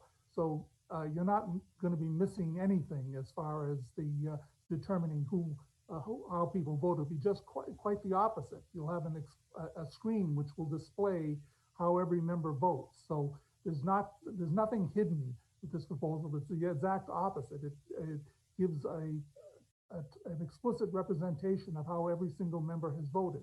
So nothing is being hidden from anybody by using this method as opposed to a standing method. In fact, it's much clearer than a standing vote. Thank you. Thank you. There are 4 more members in queue. Next is Colin White of Precinct 2.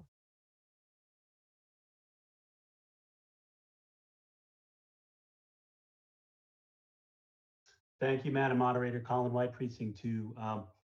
Just a couple of statements on this. When this came up at the fall town meeting, I was actually quite surprised that there was not more opposition to it.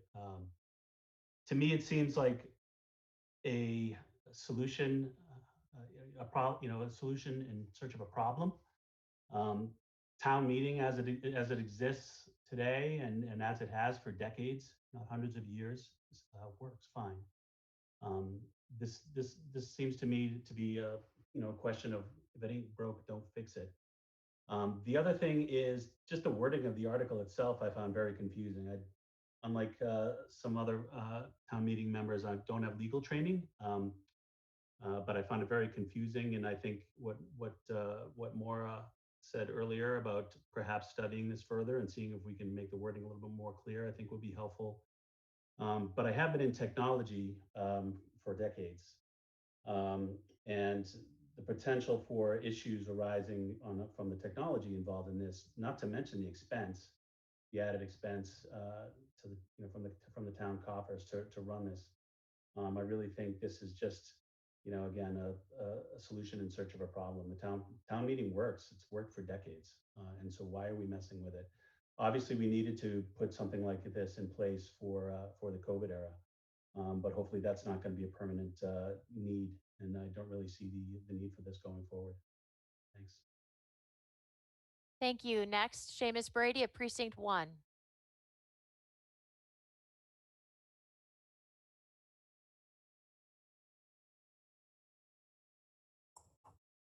Hi, can you hear me, Madam Moderator? Yes, I can. Thank you. Thanks so much. I'd just like to speak in support of this. I think it's 2021 and the fact that we're not voting electronically just doesn't make sense. There are plenty of other towns doing it quite successfully. We've had very, very qualified attorneys look this over and tell us it's great as far as I hear. So I just don't see any reason not to move forward. We can study things as long as we want, but it's working for Lexington quite well. I don't quite gather how it would not work for Winchester quite well. So I'd be happy to hear any reasoning as to that effect. Thank you.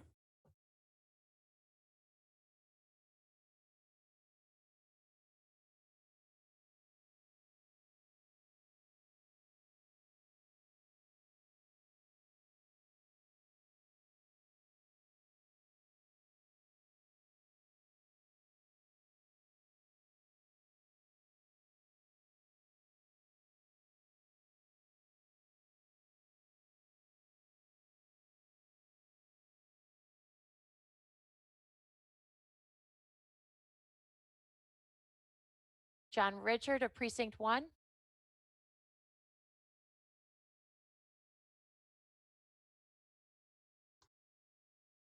Jack Richard of Precinct 1. Listening to this discussion, I think it really breaks down two sides of a pretty fundamental question. Is the town meeting about the 200 of us, or is it about the 20,000 of others who are not there? Folks are suggesting they would like to see who voted which way when they're at the town meeting. We town meeting members are a very small portion of the entire town. The 20,000 citizens are entirely in the dark about what happens. And again, if you're in town meeting, I can see where you might think this is not a problem. It is not a problem for us. But if you ask someone on the street, a citizen, about any of these issues that might affect their lives, I think they'll tell you they're entirely in the dark. They don't know what's going on. And Mr. Wilson, who I respect very much, a fellow Precinct 1 member, asked if there's any evidence of better outcomes. I don't know how you measure the outcome of a better government, but I would think transparency itself is a cardinal virtue. Accountability of the people who are voting, presumably representing others, is itself a measure. So, the outcomes of the votes are something reasonable people can differ on. I am most often in the minority. I don't like a lot of the outcomes. But I think we have a fundamental belief that informed citizens make for better government. And if that's not what we believe, we have to go to first principles and really rethink this whole thing. So it seems to me that if we are here for the benefit of the many, not just ourselves, this proposal makes a great deal of sense, and I support it. Thank you. Michael Galvin of Precinct 2 has moved the vote. Is there a second?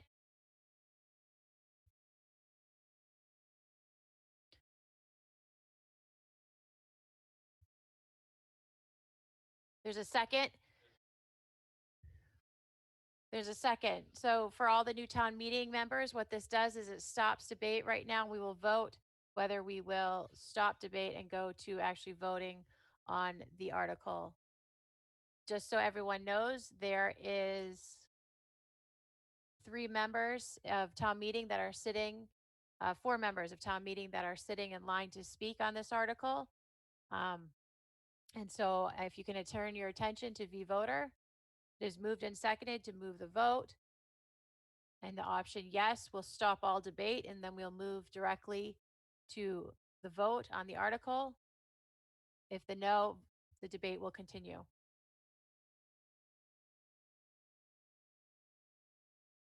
40 seconds.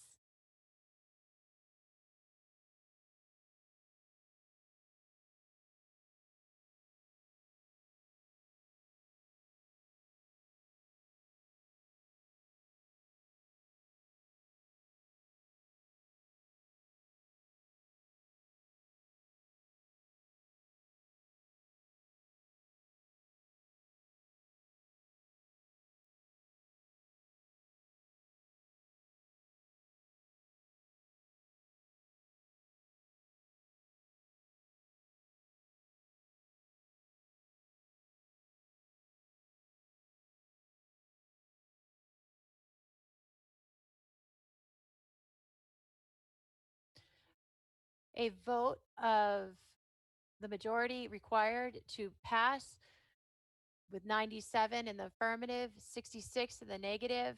The affirmative has it, and the motion is adopted to move, well, to pass to move the vote. Prior to the vote, I would like to give the proponent one last time to speak. Mr. John Miller, please.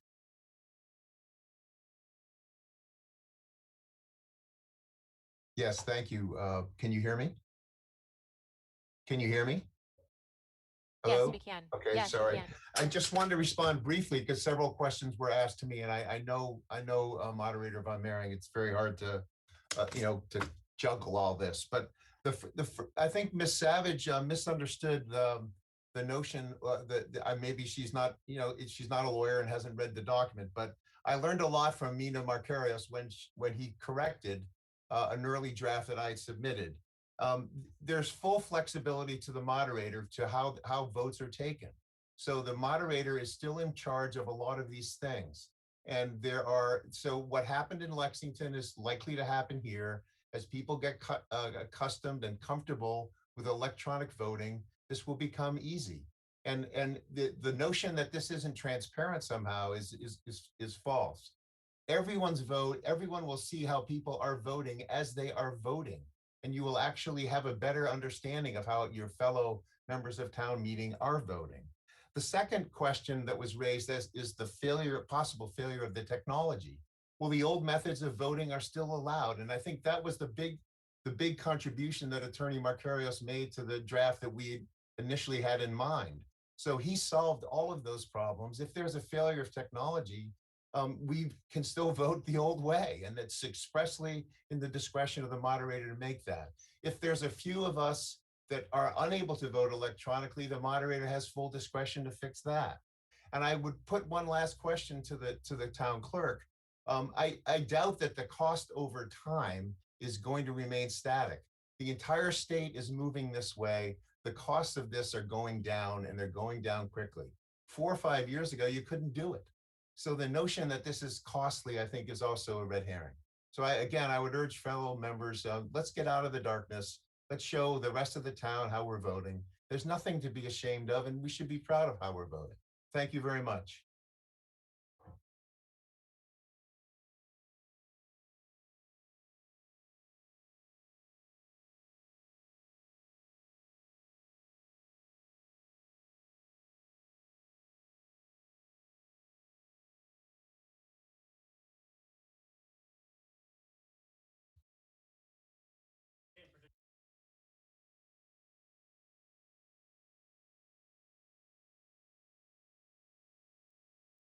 From the proponent to the town clerk, can you provide information on the cost if it will go down over time?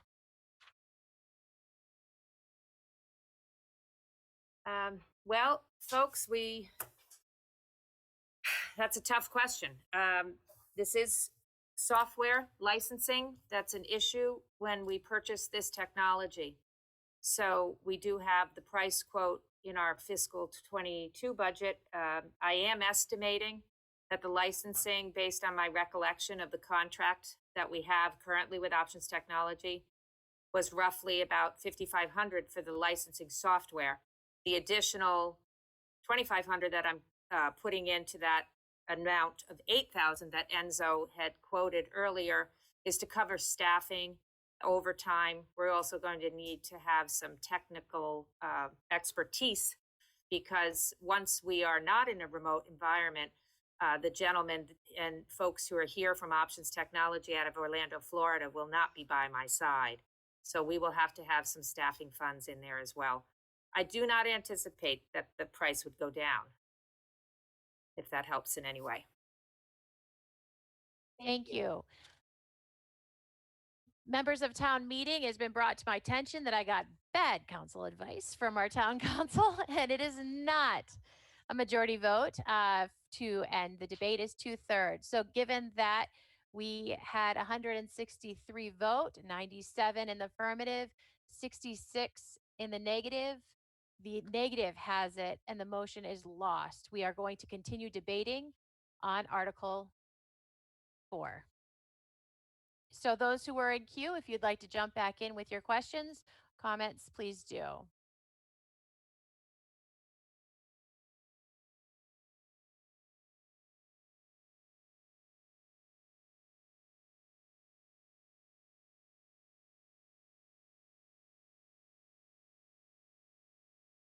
Michelle Pryor, Precinct 4, did you want to speak?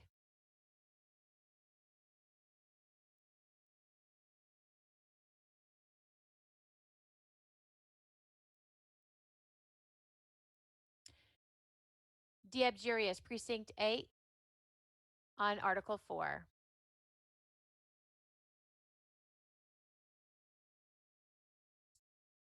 Good evening, Madam Moderator. One of the things I've noticed about town meeting over I don't know, I've been on town meeting for maybe 10 years or so, is that there's very little turnover and many of the elections are uncontested. And that really concerns me. It concerns me because I'm not sure how representative we are of the town. And I'm not sure what the cause of that is, but I think that our votes are an important way of letting the people we represent know whether we are keeping their best interests at heart. And they don't know right now whether we are or we aren't. I rarely, and maybe it's just my personality, but I rarely have people call me and say, we disagreed with the way you voted because we saw you standing on WinCam, or how are you going to vote? I think that making our votes accessible electronically on the town website after the vote will create an opportunity for a discourse with the people in town that we claim to represent. And so, as much as I really enjoy the rising at town meeting and the counts and the swearing in of the counters when we need the 2/3 votes, I think that we need to go for more transparency and increase the level of participation of the residents of our town. Thank you very much. Thank you. Further on the question, Roger Wilson of Precinct 1.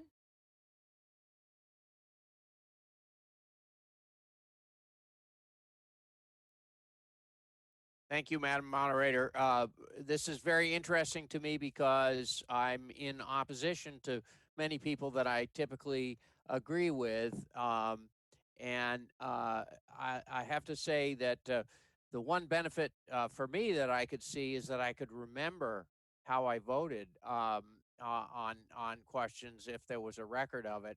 And I don't keep a personal tally, so that would definitely be a benefit. But transparency is not the issue of democracy. It's representation, effective representation. I believe that our body is not very representative of the town, but I don't think that this measure would improve it. In fact, it might have a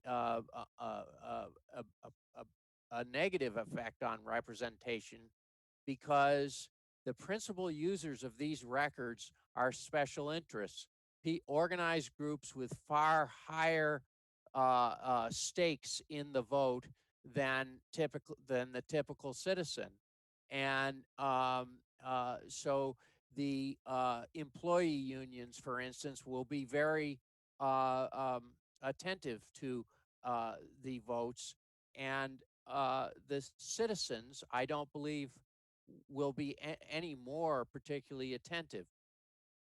I think that there are other ways to make town meeting more representative. For instance, if we sat in the meeting organized by precinct, I think we would find ourselves representing our precincts much more effectively.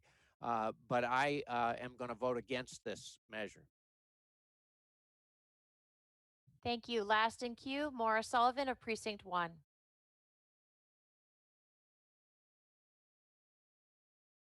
Hi, I just wanted to remind everybody that we're not talking about the concept of electronic voting. We already decided that in the fall. This article is just the bylaw language itself. And so I don't see why we need to rush it. I don't think we've talked about it enough.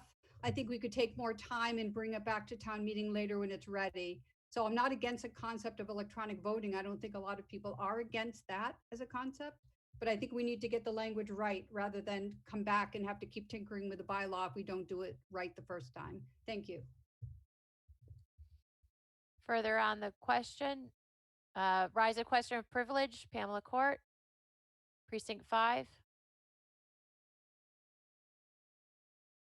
Hi, I'm sorry. I'm not sure if I clicked the right thing to speak. Maura's comment raises a question with me. Did we vote to allow electronic voting in the fall? And I thought that we did. And can we not use electronic voting if this does not pass? And then also, I'd like to just make a quick point of order comment. And that is, I would respectfully ask town meeting members to be respectful of those who do want to speak on motions. And allow people to be able to speak and to ask questions before they vote. Maybe I'm the only one, but I personally find when people move the question, when others are still asking questions and things haven't been fully discussed, that it feels like our voices are being taken away from us. And this really is, all of these issues are important. So let's please try and be respectful and mindful of that. Thank you. Thank you. From town meeting member to our town council, can you please provide information on the legalities?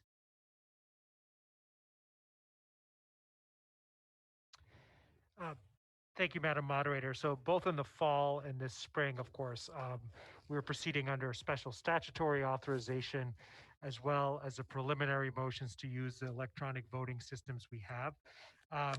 To do that in the future, other than having to do it you'd essentially have to do it every single meeting to authorize it.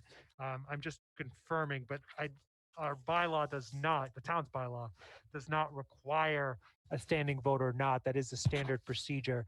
So to implement the kind of vote that's contemplated by this proposal, you'd really have to do it meeting by meeting.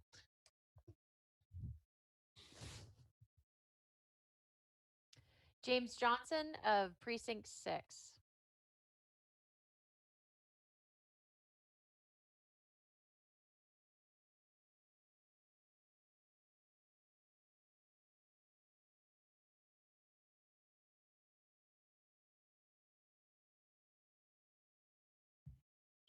I rise tonight to support this article. I believe this is a good, transparent way to get people in town to know how the town meeting is acting and voting. And it is transparent. There's a record of it. We can go back, we can look at it. And another thing, it is at the discretion of the moderator or amount of the town meeting members. So there is always the option that we do have the standing vote by the moderator. There's always the option to change. And there's always, but it's always important to move forward and being connected to the public as quick and as fast as we can. Thank you. Thank you. Russell Gay on Precinct 8.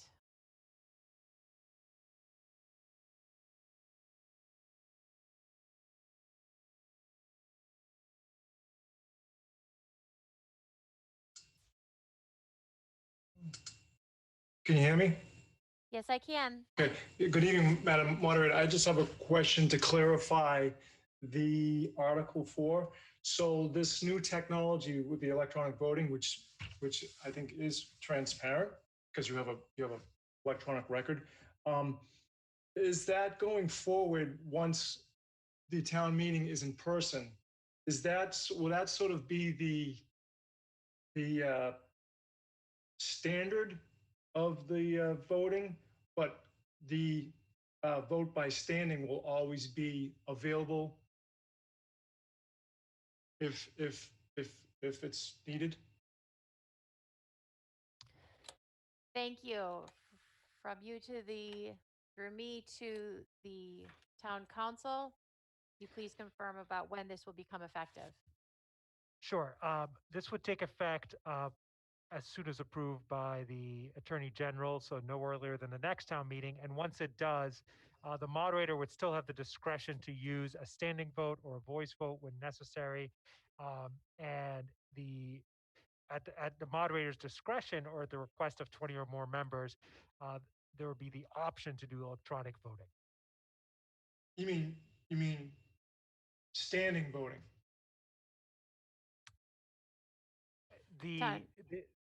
Sorry. Yeah. Town council, can you clarify if it's up to the town meeting moderator if they can call a standing vote? That discretion would work both ways. So the discretion to call to have electronic votes would also include the discretion to have standing votes. The request of 20 or more members is needed to take electronic votes. The request, I believe it's of 40 or more members, is to have a standing vote. Okay, thank you. Thank you. Heidi DeLeo of Precinct 5.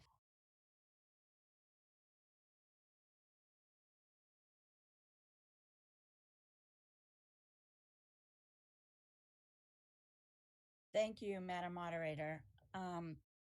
I make a motion to postpone this question indefinitely. I feel like there's still too many questions about costs involved and too much confusion about what this really means.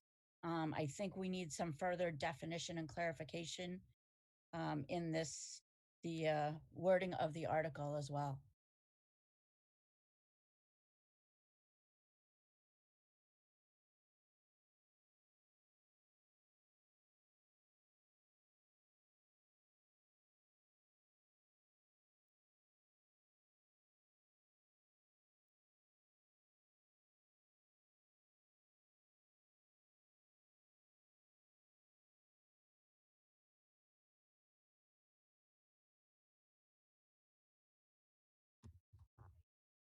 There is a motion to indefinitely postpone Article 4. Is there a second? There's a second. There's a handful of seconds. Joyce Westner with the second from Precinct 5. Debate to indefinitely postpone.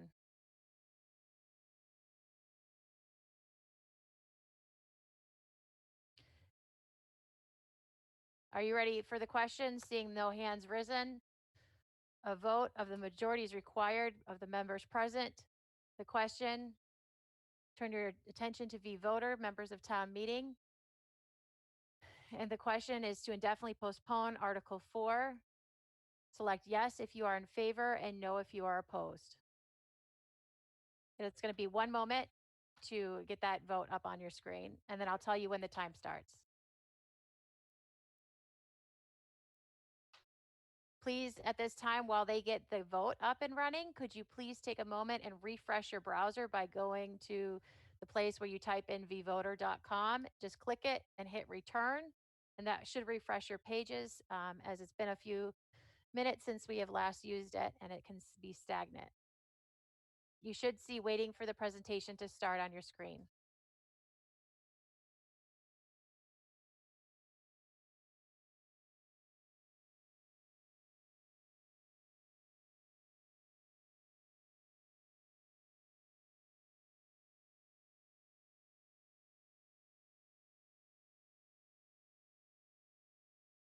Town meeting members, on your screen, you should see a simple majority motion. 1 is for yes, 2 is no, 3 is to abstain. Voting yes will indefinitely postpone this. Voting no, we will continue and take up Article 4.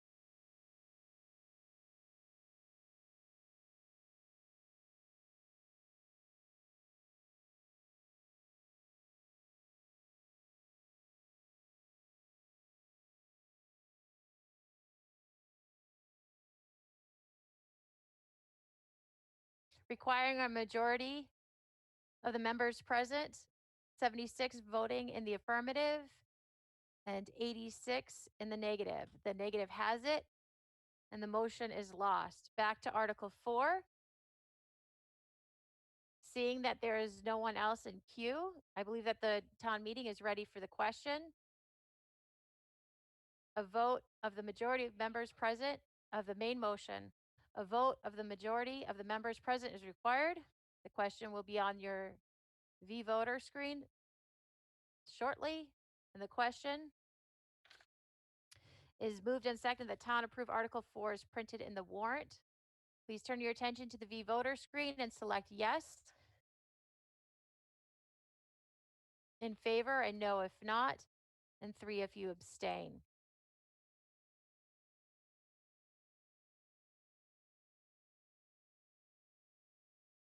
We'll give you 40 seconds.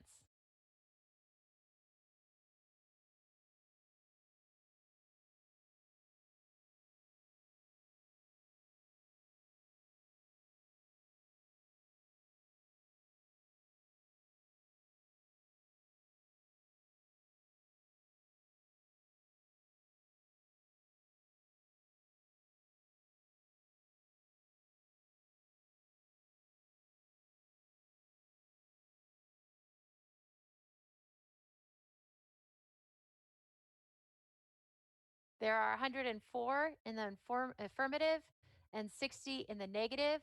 The affirmative has it, and the motion is adopted.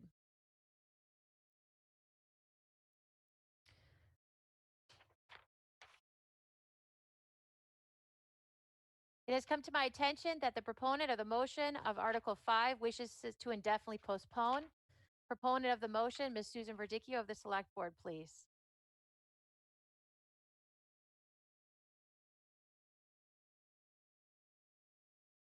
Yes, thank you, Madam Moderator. We just would move to indefinitely postpone this article to allow some more time for further discussion and for public input into the idea.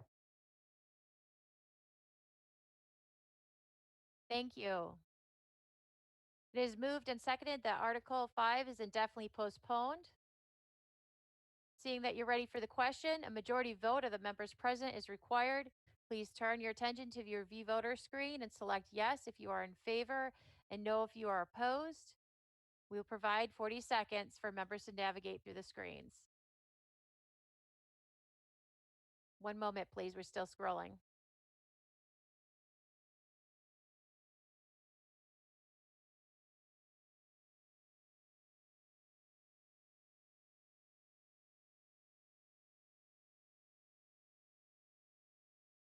Town meeting members, give us 1 minute. We're going to modify the language to indefinitely postpone Article 5 on the vote, on your voter screens.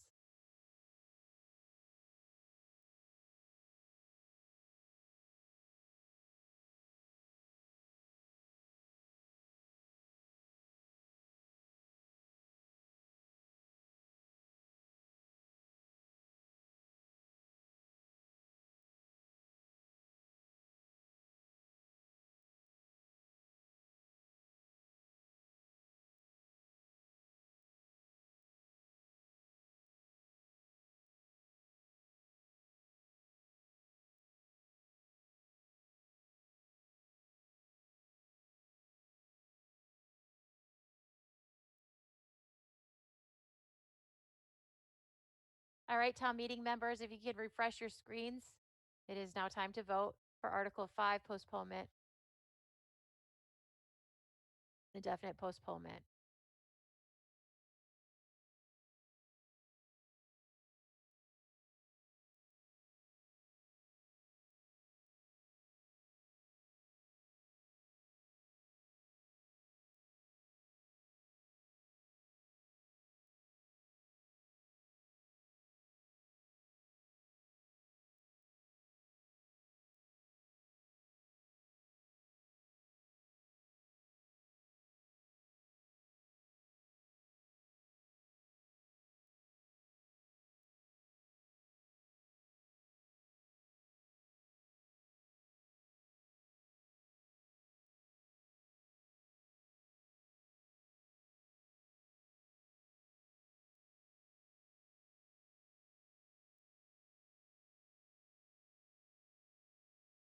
All right.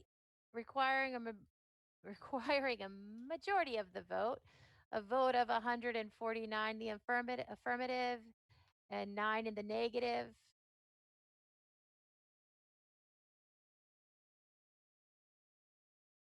Yep.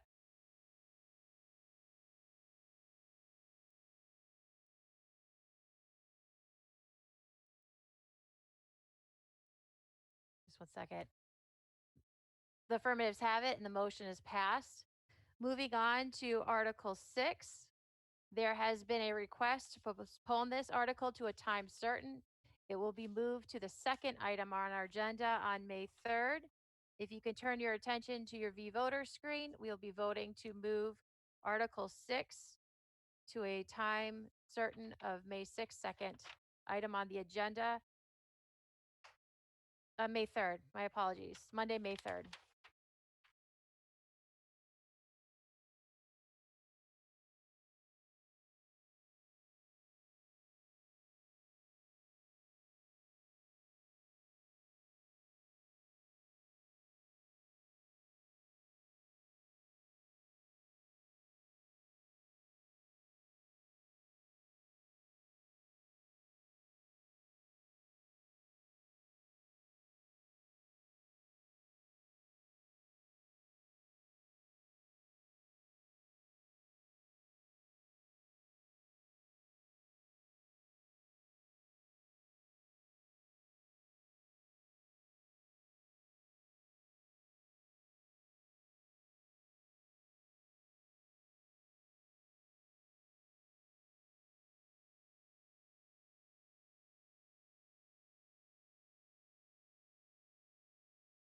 Motion requiring a majority of the town meeting members, 136 in the affirmative, 3 in the negative. Article 6 is postponed to a time certain of May 6th. May 3rd. Getting late. All right. Moving onward, town meeting members. If we are going to move on to page 11, Article 7 of your Town of Winchester 2021 Spring Annual Town Meeting Motion Booklet. It is moved and seconded that the town approve Article 7 as printed in the warrant article. In the warrant, proponent of the motion, Michael Betancourt of the Select Board. Thank you, Madam Moderator, town meeting. I'll be brief on this one and happy to take questions. In the fall of 2018, the town requested that the property at 20 Glenwood Avenue be used for affordable housing purposes. It was our intention then, as it is now, that the property would benefit residents that are in need of housing. We received the property through a tax taking that took actually almost a decade for us to take control of it. It is a very small parcel, about 2,800 square feet. So that is the size of the entire property, not the building or home that is on there. So it's very small. And it is complicated in other ways as well. So our ability to turn it into what we have wanted to turn into has been a little bit harder than we initially had thought. So we may entertain offers on the property that would, the proceeds for that would be used for other affordable housing purposes for the, and would go into the Municipal Affordable Housing Trust Fund. So one of the motivations for us to create the Municipal Affordable Housing Trust Fund was to be a little bit more nimble in the market if there are opportunities that we see, and we do see them quite frequently, and don't have another way of really generating revenue. So what we're asking town meeting here through Article 7 is the ability to sell the property for affordable housing purposes, but we would still retain the option of putting an RFP out and building there, working with another affordable housing development corporation to put something together, something like Habitat for Humanity. Our efforts were a little bit stalled because of the pandemic, but also, quite frankly, just lack of interest because of the size of the property. Just to let you know, the property itself is not habitable and it's not salvageable at this point. So there is a very small house there, but it is condemned. Happy to take questions. The select board recommends favorable action unanimously. Thank you. Further on the question, do we have recommendations for town meeting's consideration from any board or committee? I see Diab Jurius, Chair of the Planning Board.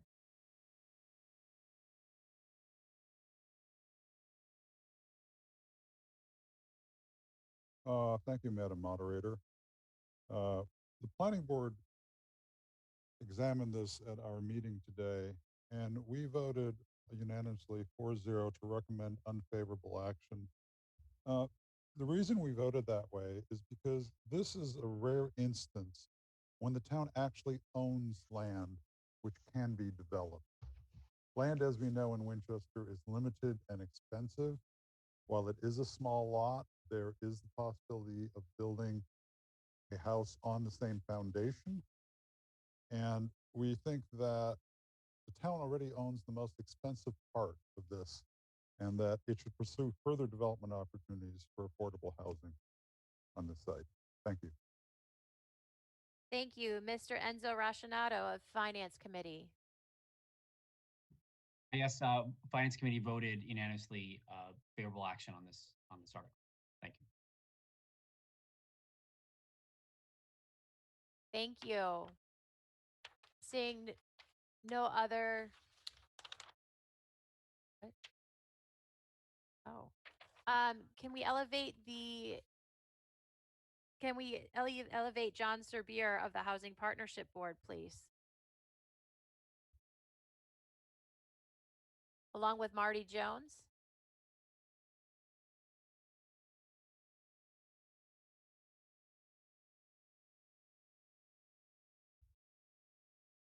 Am I on now? Yes, you are. Madam Operator, I will speak on behalf of the Housing Partnership Board. Marty Jones is not speaking with respect. She's prepared to speak on Article 6, but not this one. The Housing Partnership Board supports approval of Article 7, expanding the options available to the Select Board for using the town-acquired land at 20 Glenwood. The vote of the Housing Partnership Board was 9 in favor, 1 opposed, and 1 person abstaining. The options to sell, convey, release, or otherwise dispose of this land provide increased opportunities to pursue and explore in order to help achieve the town's affordable housing objectives. So we agree with that. Where the Housing Partnership Board supports this article, our preference is still to use this land for affordable housing purposes. Before exercising any of these additional options, we encourage the Select Board to first pursue and complete the original objective to obtain formal expressions of interest and proposals from smaller nonprofit housing corporations to see if they're interested in working in Winchester, to determine how they would utilize this land for affordable housing purposes, and whether they would need any financial contribution from the town beyond this work, beyond the use of this land. Thank you. Thank you. At this time, not seeing any other chairs of boards or committees rising. Members of town meeting, please use your request to speak button at the bottom right-hand corner of your V-Voter.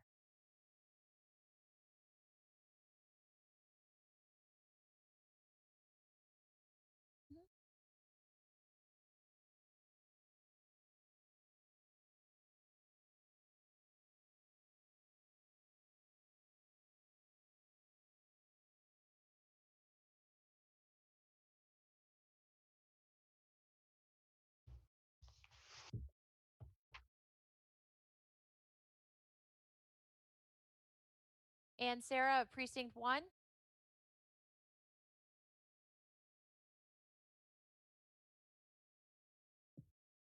Hi, I think it's a terrible idea for the town to sell land that it owns. What an asset. It's a rare opportunity for the town to actually obtain land. We should never sell it, particularly not because we didn't find any interest in a year and a half or two. That's not enough time at all. It takes time to do a very complicated deal, and we should be willing to put in that time. This is an asset that we can have that'll really pay off to develop a nice small house and some affordable housing for someone. It'd be foolish to sell at this point. Thank you. One person's only in queue. That's Deb Jurius of Precinct 8.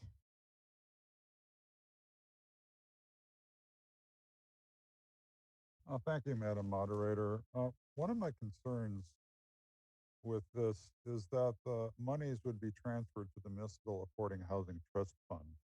Now, through you to the proponent, does that trust fund board, is it currently fully populated? And if they were to obtain the monies and a project came up in, say, 6 weeks, would that board actually be able to act on it? It's my understanding that the board is not currently able to move forward on any project because of an incomplete staffing and an incomplete prioritization of what to do with their money. Thank you. Thank you. From town meeting member through me to the proponent, is the trust fund board fully populated? And are they able to act if there is money?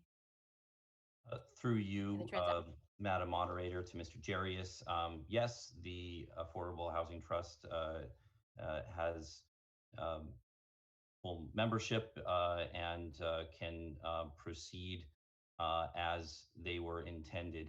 Just to kind of give an example of some of the things that come up from time to time on the town side, we received another property for a very generous, from a generous resident who had passed away back in October.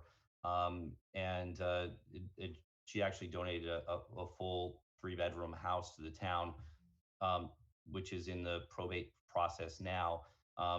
But the property is subject to some liens from Medicare, from different things that the town would have to cover in order to take the property fully and put residents there. So our goal is not to really look too far down the road and have theoretical affordable housing, which is I think a lot of what we talk about, but we need to actually put people in homes, and so that's what we intend to do. So I don't know whether or not we will glean a lot of applicants through a 30B process for the Glenwood property. I hope we do. I'd like to build something there. I think it's a good location. But in the meantime, there may be an opportunity that's better for us to get something sooner. And that's the benefit of the Municipal Affordable Housing Trust as well. It allows us to be more nimble and not wait on the market and say we've got to wait till fall town meeting to come back. And so this gives us a little bit more flexibility in pursuing affordable housing needs that exist now. The pandemic has been tough on Winchester. We see a lot through the Fletcher Fund requests and different needs, and we just don't have enough housing for people that are losing their homes, losing their jobs, and we need to do something sooner rather than later. Seamus Brady at Precinct 1. There's currently 5 members of town meeting in queue.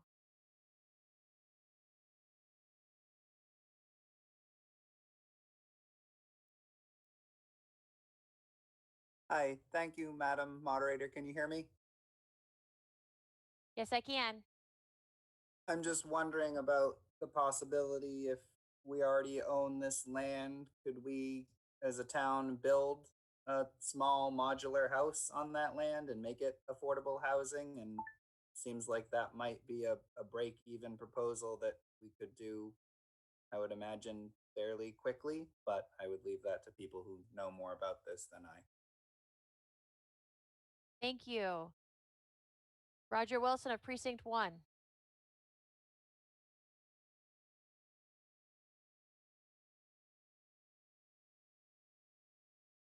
Oh, my apologies. From the town meeting member to the proponent, can we not put modular homes on that parcel of land? Thank you, Madam Moderator. Through you to Mr. Brady, absolutely. I mean, I think that's a good suggestion. And I think not to get too far down the road into the complexities of it. But even for a small unit, we could do a local initiative project there and not be so affected by the zoning. And so there is some flexibility there, and certainly we need resources to do that. And it would just be applying town resources to that project to remove the existing home, prepare the property. But by voting yes on Article 7 doesn't preclude us from doing that. That's what is there right now. So it certainly would be something that we would entertain, and we certainly have. Roger Wilson of Precinct 1.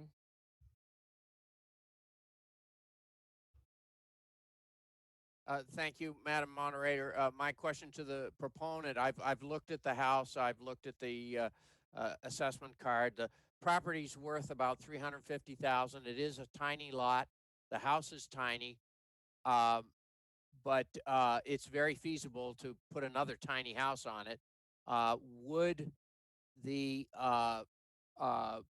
modular unit or whatever that you put on it, would that be deed restricted affordable housing? Because that's really the only affordable housing we should be focused on with town resources. From town meeting member to the proponent, would the modular potentially be deed restricted? Thank you, Madam Moderator. Through you to Mr. Wilson. Absolutely.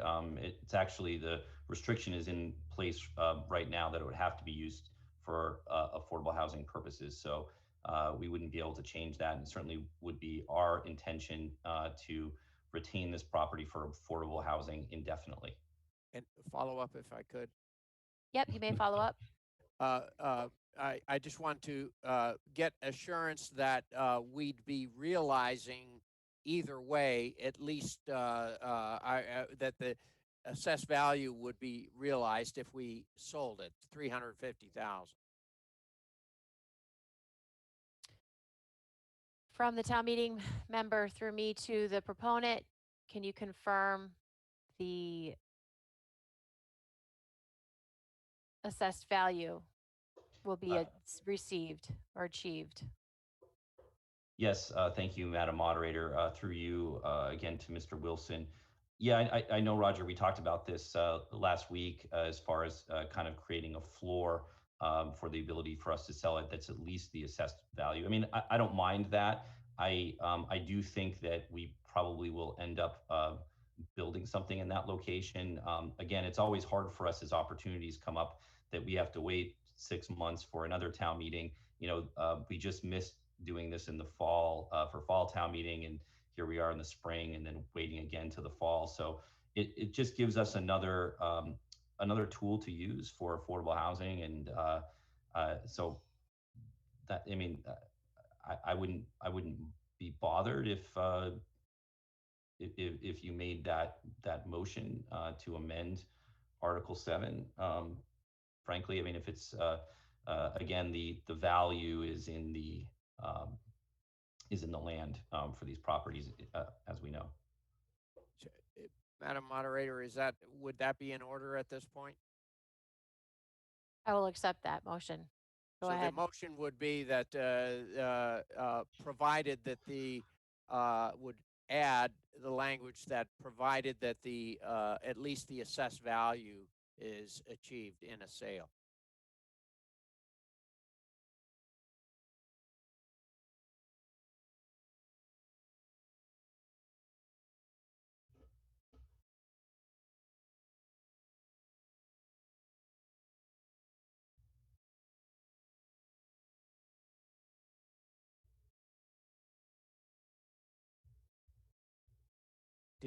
Did you hear my motion? Yes, I heard your motion. We're working right now to put it in a format so all town meeting members can see the language of what has been recommended.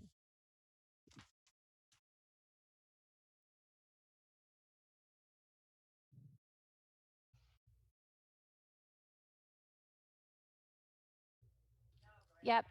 At this moment, I'm going to recognize Mina Macarius, our town council.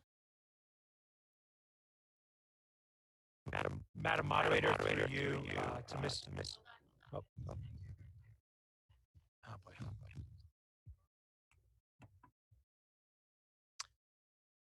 Thank you, Madam Moderator. Is that better? Thank you. Sorry for sounding like that. Thank you just for, through you, Madam Moderator, to Mr. Wilson to confirm that we have the intent of this. Since the motion is currently that the town approve Article 7 as printed in the warrant, my recommendation to affect Mr. Wilson's intent would be to add afterwards, provided that as a further condition of the motion, the sale be for no less than the current assessed value of the property, of the town property, which is how it's identified. That would reflect my motion, yes. Madam Moderator, if I could just one quick possible change to that. So, our assessed value of properties is based on sales of properties in the neighborhood and different factors. I think really appraised value is something that is a little bit more relevant to the market. So that would be, I don't know if Mr. Wilson would entertain that question, I guess, through you, Madam Moderator, to Mr. Wilson. If and I know it's getting late and Roger and I talk a lot, so that this is, I don't want to tie everybody up, but I think appraised value is a little bit more realistic for the market than otherwise. The trouble with appraised value is we don't know what it is, so.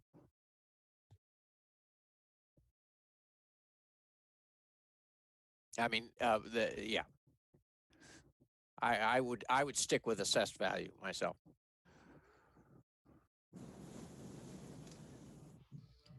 Do we have a second? The motion before is provided as a further condition of the motion, the sale be for no less than the current assessed value of the property. Seeing multiple seconds, Colin Simpson, I'll give it to you. There's a motion to amend. We're going to clear the screen for vVoter. And anyone who would like to support or speak to the proposed amendment. One moment, I'll tell you when to raise your hands if you'd like to speak on the amendment. vVoter has been cleared. If you'd like to speak on the amendment, now is the time to request to speak.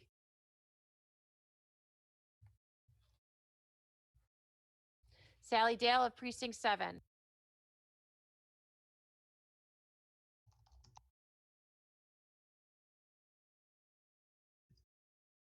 And I am now unmuted. Yes, you are.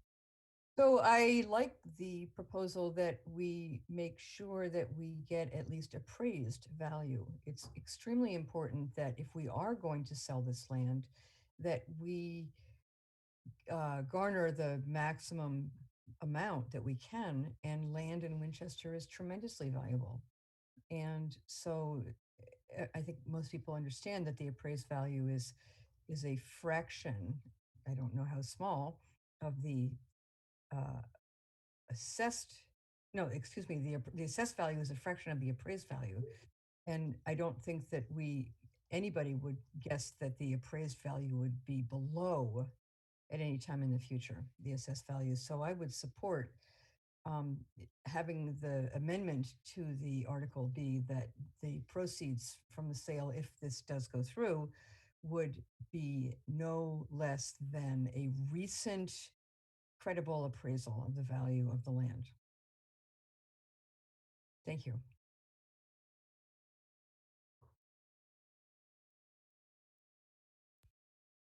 For all town meeting members, if you look at your Zoom screen, you'll see the language that we are in discussion about for the motion to amend.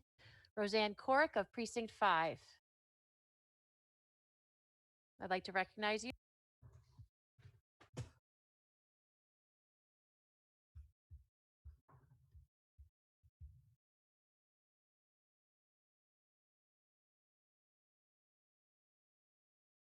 Freer. I have a question about this motion to amend.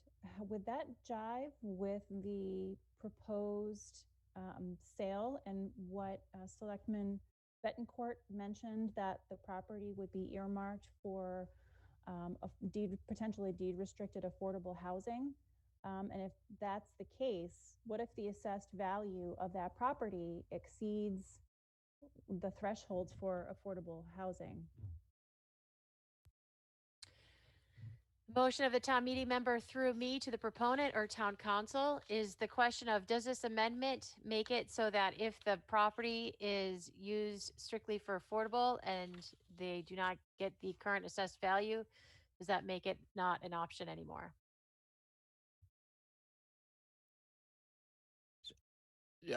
Do you wish for me to speak? This is Roger Wilson. Roger, would you like town council to take this on? Oh, okay. No, I'm asking you, would you like town council to answer the question? Or would you like to answer it? I mean, if the town council knows the answer, I'd be happy. All right. Madam Moderator, I'm not sure if that question was intended for Mr. Wilson or Mr. Bettencourt, but as I understand it, the question is whether if the sale price for an affordable buyer would be below the appraised value the assessed value, which is the word that we have in the motion right now. Using the assessed value, the answer may or may not be that. It depends if the assessor has taken into account an existing affordable housing restriction. If an appraisal was done, an appraiser would certainly have to take that into account. But the motion, I'm not sure if Mr. Bettencourt would like a chance to clarify this.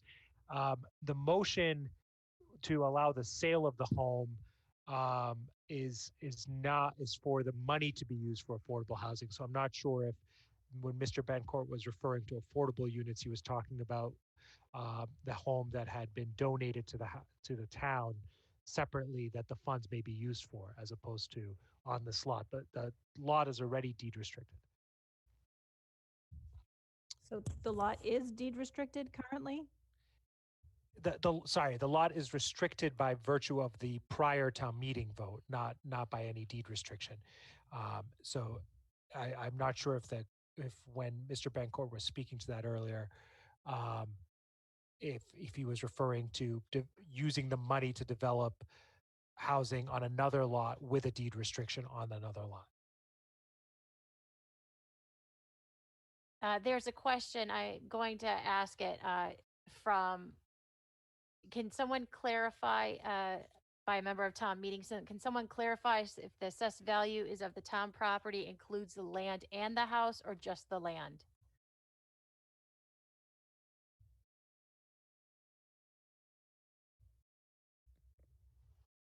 Is our town assessor available? I have the assessment card in front of me. We have the staff. One moment.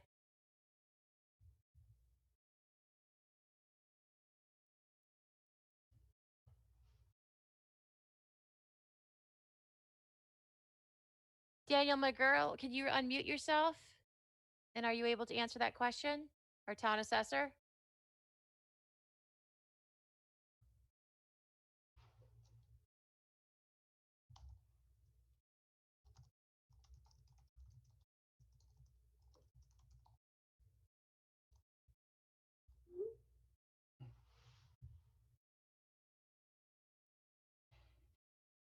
Michael Bettencourt, as a proponent, would you be able to answer the question?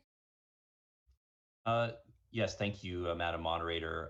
So it's the property includes the building that is there. As I said, it is not habitable. It's not salvageable. It's presently condemned. It's a very small unit. So I don't know if that answers the question. I think the question, can I answer the question? Yes, you may. I'll allow it. Go ahead. Okay, so the land value is $356,500. The total value is $424,900. $1,300. So the property value is the total property is 67, but the question is a good one because I was referring to the land value. That's what I was thinking, and it wasn't specified in the proposed amendment. So the total value is listed at 424,000. But I think the building could reasonably be. There's a demolition cost involved there too. So I think the land value is what I was trying to say.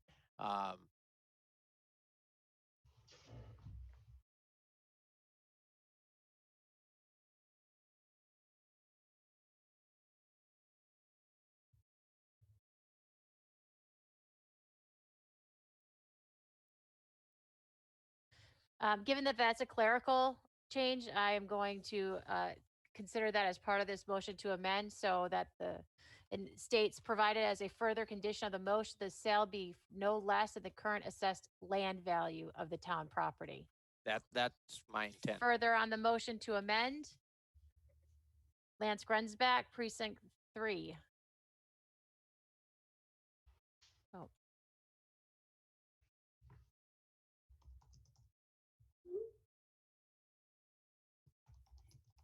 Good evening, Madam Moderator. While the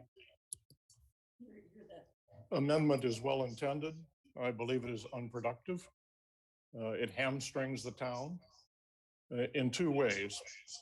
It will tell prospective bidders that if they feel the actual value is less than the appraised or assessed value here, they should not bid at all.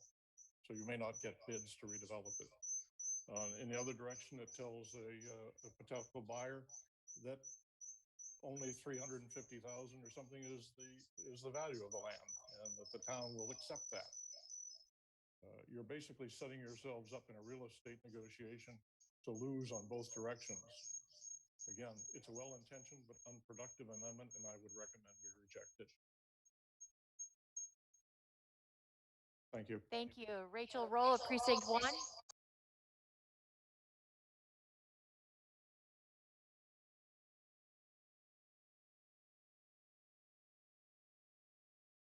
Hi, this is Rachel Roll from Precinct 1. Through the moderator to the proponent, I'd like a clarification. The motion states this motion would remove the restriction for affordable housing. So there's talk of it would continue to be affordable housing, but it looks to me that if we vote yes, whoever buys the property will no longer have to have affordable housing on this. Could I get clarification on that? From the town meeting member through me to the select board, can you please clarify on the language that is in there to remove? Yes, thank you, Madam Moderator, through you to Ms. Roll.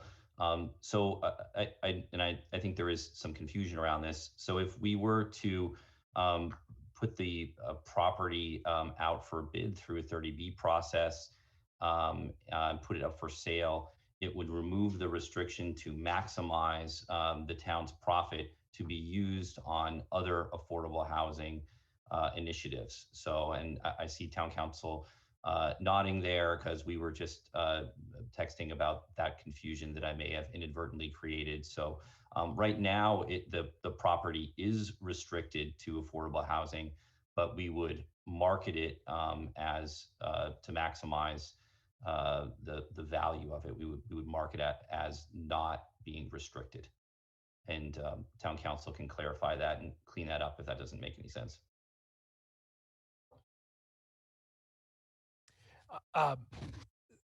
Thank you, Madam Moderator. That's correct. So the vote on Article 7 would remove the limitation on the town to sell only for affordable housing purposes. The proceeds would be used for affordable housing. So that is a clarification. That's important. Would the property still be deed restricted to affordable housing? The property at Glenwood Avenue would not be deed restricted. The property that's the subject of this article would not be deed restricted. Okay. So somebody could build it and could buy it and build whatever they want on it. No. within the limitations of zoning and other Right, laws. right. Yes. Okay, okay. Thank you. So if the town were to keep it, it would remain affordable housing, is my understanding.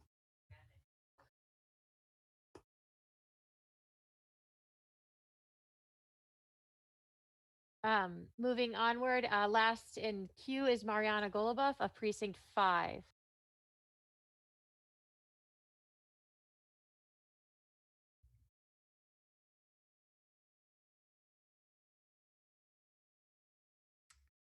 Yes, thank you, Madam Moderator. I have a question on the motion to amend through you, maybe for Town Council. The motion to amend sets a minimum if the property is to be sold. However, the main motion says that the property could be leased. Does the amendment, if passed, set any limits on the amount that the property could be leased for, or yeah, essentially? From town meeting member through me to town council, can you clarify that the motion to amend does not, how it addresses if it was, instead of if it was not sold, if it was leased or kept? Thank you. To Mr. Goluboff's question, the amendment perhaps would better read condition of the motion that a sale be for no less than the current value, because it really relates to sale. It is, while if it had said appraised, you could come up with an appraised rental value. I'm not aware of a easy way to come up with a assessed rental value, because you don't normally assess rental value of land. So the focus on assessed value suggests to me, unless Mr. Wilson tells us otherwise, the intent was only if this was sold. That's what I was thinking, because basically that's the situation. The abutters are the people that are interested in buying it. But you know, it looks like it could be leased for 100 years or something like that in this motion, in the article. I find it to be a clerical issue, so I'm just going to modify the motion to amend for the clerical clarification.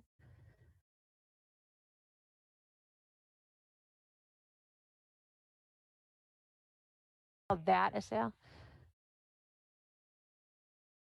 So I'm going to modify it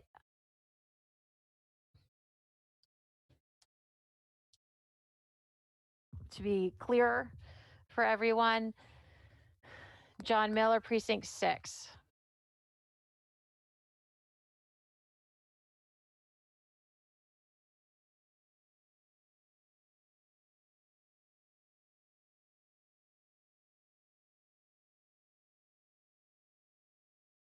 Hello, can you hear me, Heather? Sorry.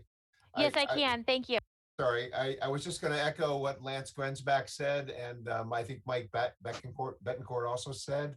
I think we need to leave flexibility on this to the select board, and and in this case, if something is really crazy that comes out of approval, if this is approved, we need to trust the select board to make the right decision, and I do. So I suggest that we vote no on this amendment.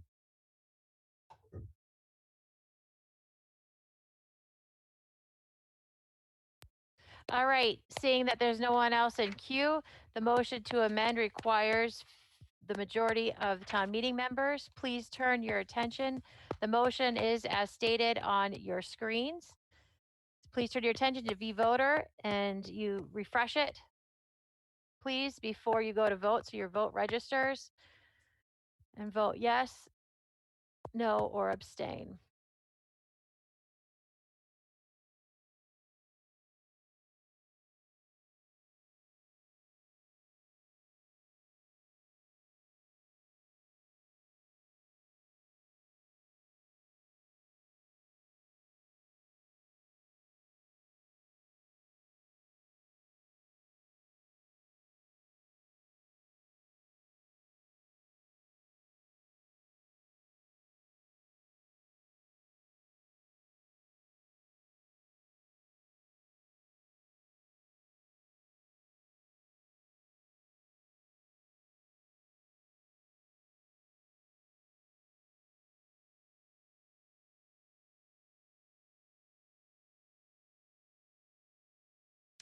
There are 45 in the affirmative and 103 in the negative. The negative has it. The motion is lost.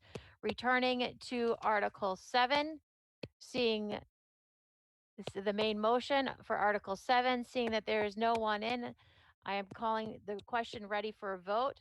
A vote of a 2/3 majority of the members present is required. The question is in your blue book and is printed in your motion booklet on page 11. The motion and seconded that the town approve Article 7 as printed in the warrant. Please turn your attention to V voter screen and select yes if you are in favor and no if you are opposed. We will provide 40 seconds for members to navigate through the screens and cast your votes.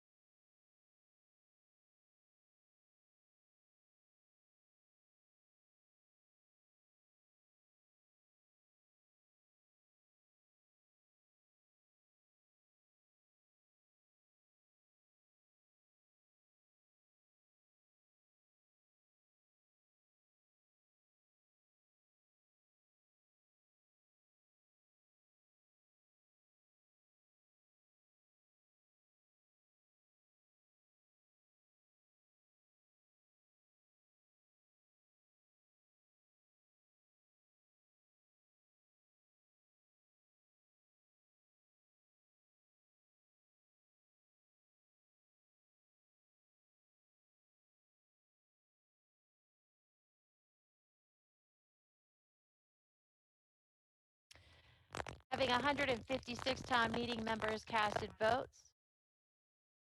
One moment.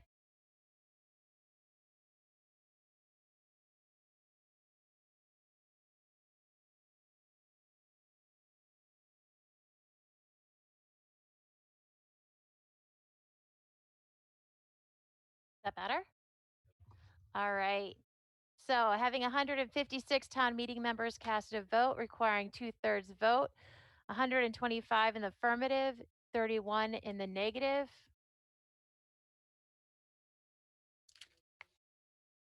Needing 104 to pass.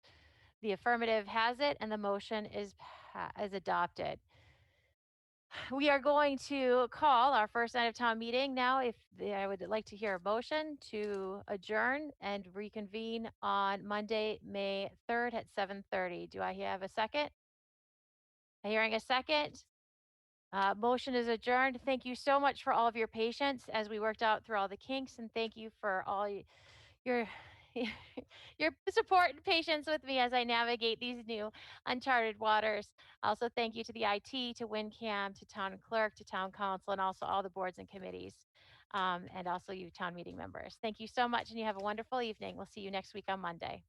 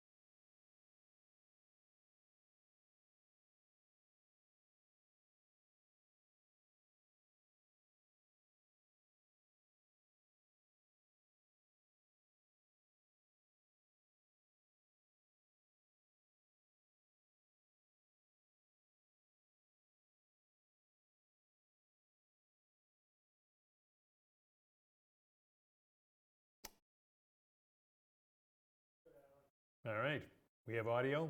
Can you hear me? All right, good evening, everyone. Alan Iden here at the WinCam Studios, and you've just watched, if you've watched through this whole session, the first session of Winchester's Fall Town Meeting, Spring 2021 Town Meeting. It's been a long night here. Of course, virtual via Zoom and vVoter. This is our first session. So it started out tonight. Let's recap what happened. We have a new moderator. Welcome to Heather Von Mering, was elected in March. She swore in our new town meeting members, gave them their vVoter, the procedure for voting instructions and the parliamentary rules.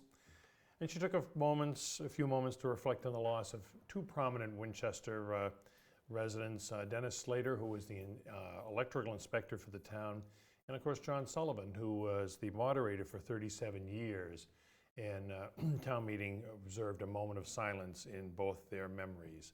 She also said thanks to Peter Haley, our previous moderator, for his leadership and his poetry, and then delivered a poem of her own. Preliminary motions were passed. There are 5 articles on what they call a consent agenda this time, none of which could be voted on tonight because the town charter does not allow voting on financial issues until the first meeting in May, and these were all financial issues. These will be voted all as one, but not until May 3rd.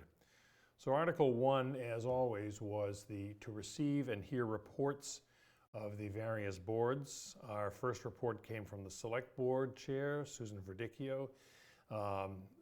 She talked about the rebuild of the train station, the Morocco School repairs, and the repairs to the culvert at the Morocco School, the Waterfield lot, proposed Waterfield lot project, intersection rebuilds at Waterfield and Church, and Wildwood and Woodside roads, and the Main Street and Swanton Street bridges repairs.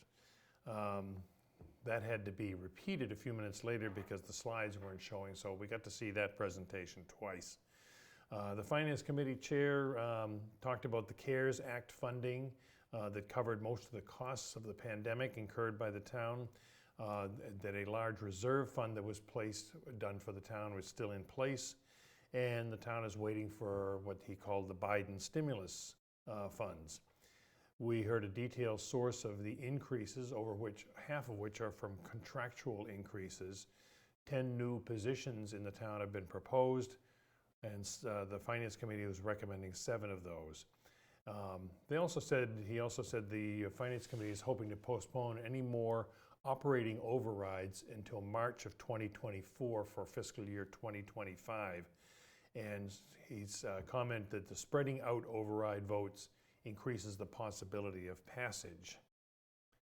School Committee Chair talked about hybrid learning during the past school year until elementary schools began in April, in-person learning. There was a 4.06 increase in their proposed budget. Contractual increases and addressing mental health needs were the bulk of the increase.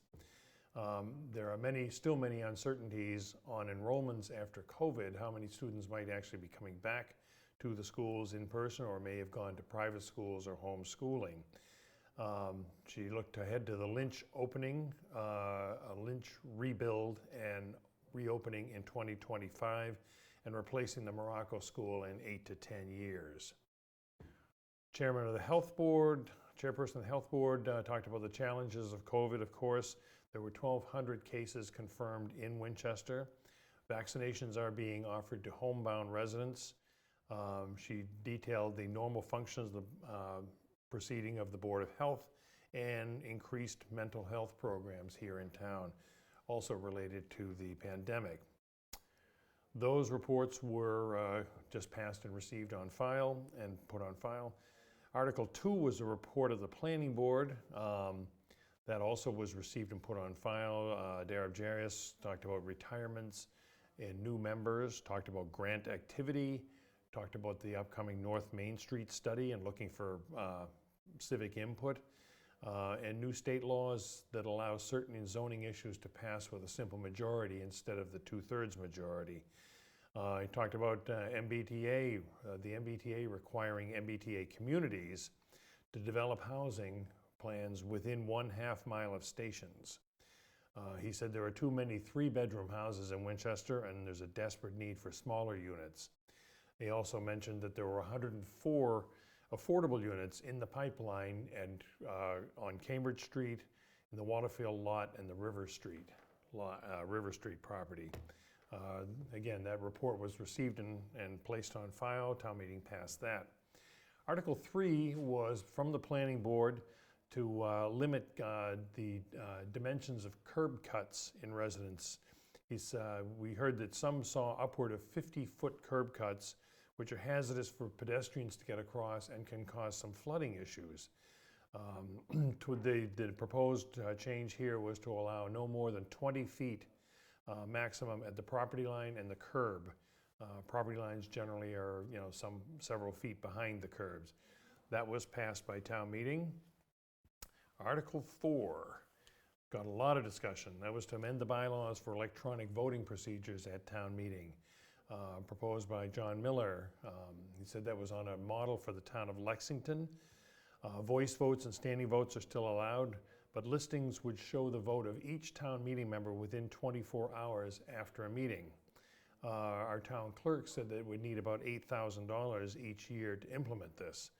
That was passed after a lot of discussion by a vote of 104 to 60. Article 5 was a proposal by the select board to allow them to change the annual election dates to non-work, non-school days, mainly to avoid interference with the school, regular school day. The select board moved to indefinitely postpone that, and that was done. Article 6 on the Waterfield lot redevelopment has been postponed till next Monday. And Article 7, the article we were just talking about, was that the town a couple of years ago took the property at 20 Glenwood Ave off Main Street, was taken for taxes.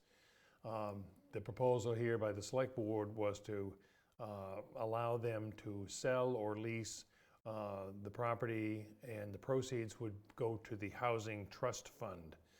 The planning board opposed that. They suggested that the lot could be used for affordable housing. The finance committee was in favor of that or other options. Town meeting member Roger Wilson amended the motion to make sure that the sale was not less than the assessed value of the land. There was a lot of discussion on the assessed or appraised versus appraised value, but ultimately that motion failed, and the Article 7 passed by a vote of 125 to 35. And at just before 11 o'clock, town first session of Winchester's spring town meeting, not fall town meeting, was adjourned. The next session will be next Monday, and that will be carried live on WinCam, and you'll be able to watch that, and the town meeting members will be virtually voting through vVoter at some point, hopefully in the future, to return to actual town meeting. So all of us, it is a late night here. I'm Alan Iden for all of us here at WinCam, and we thank you for staying up late and watching, and hope that this gave you a recap of a very long town meeting. Have a great night.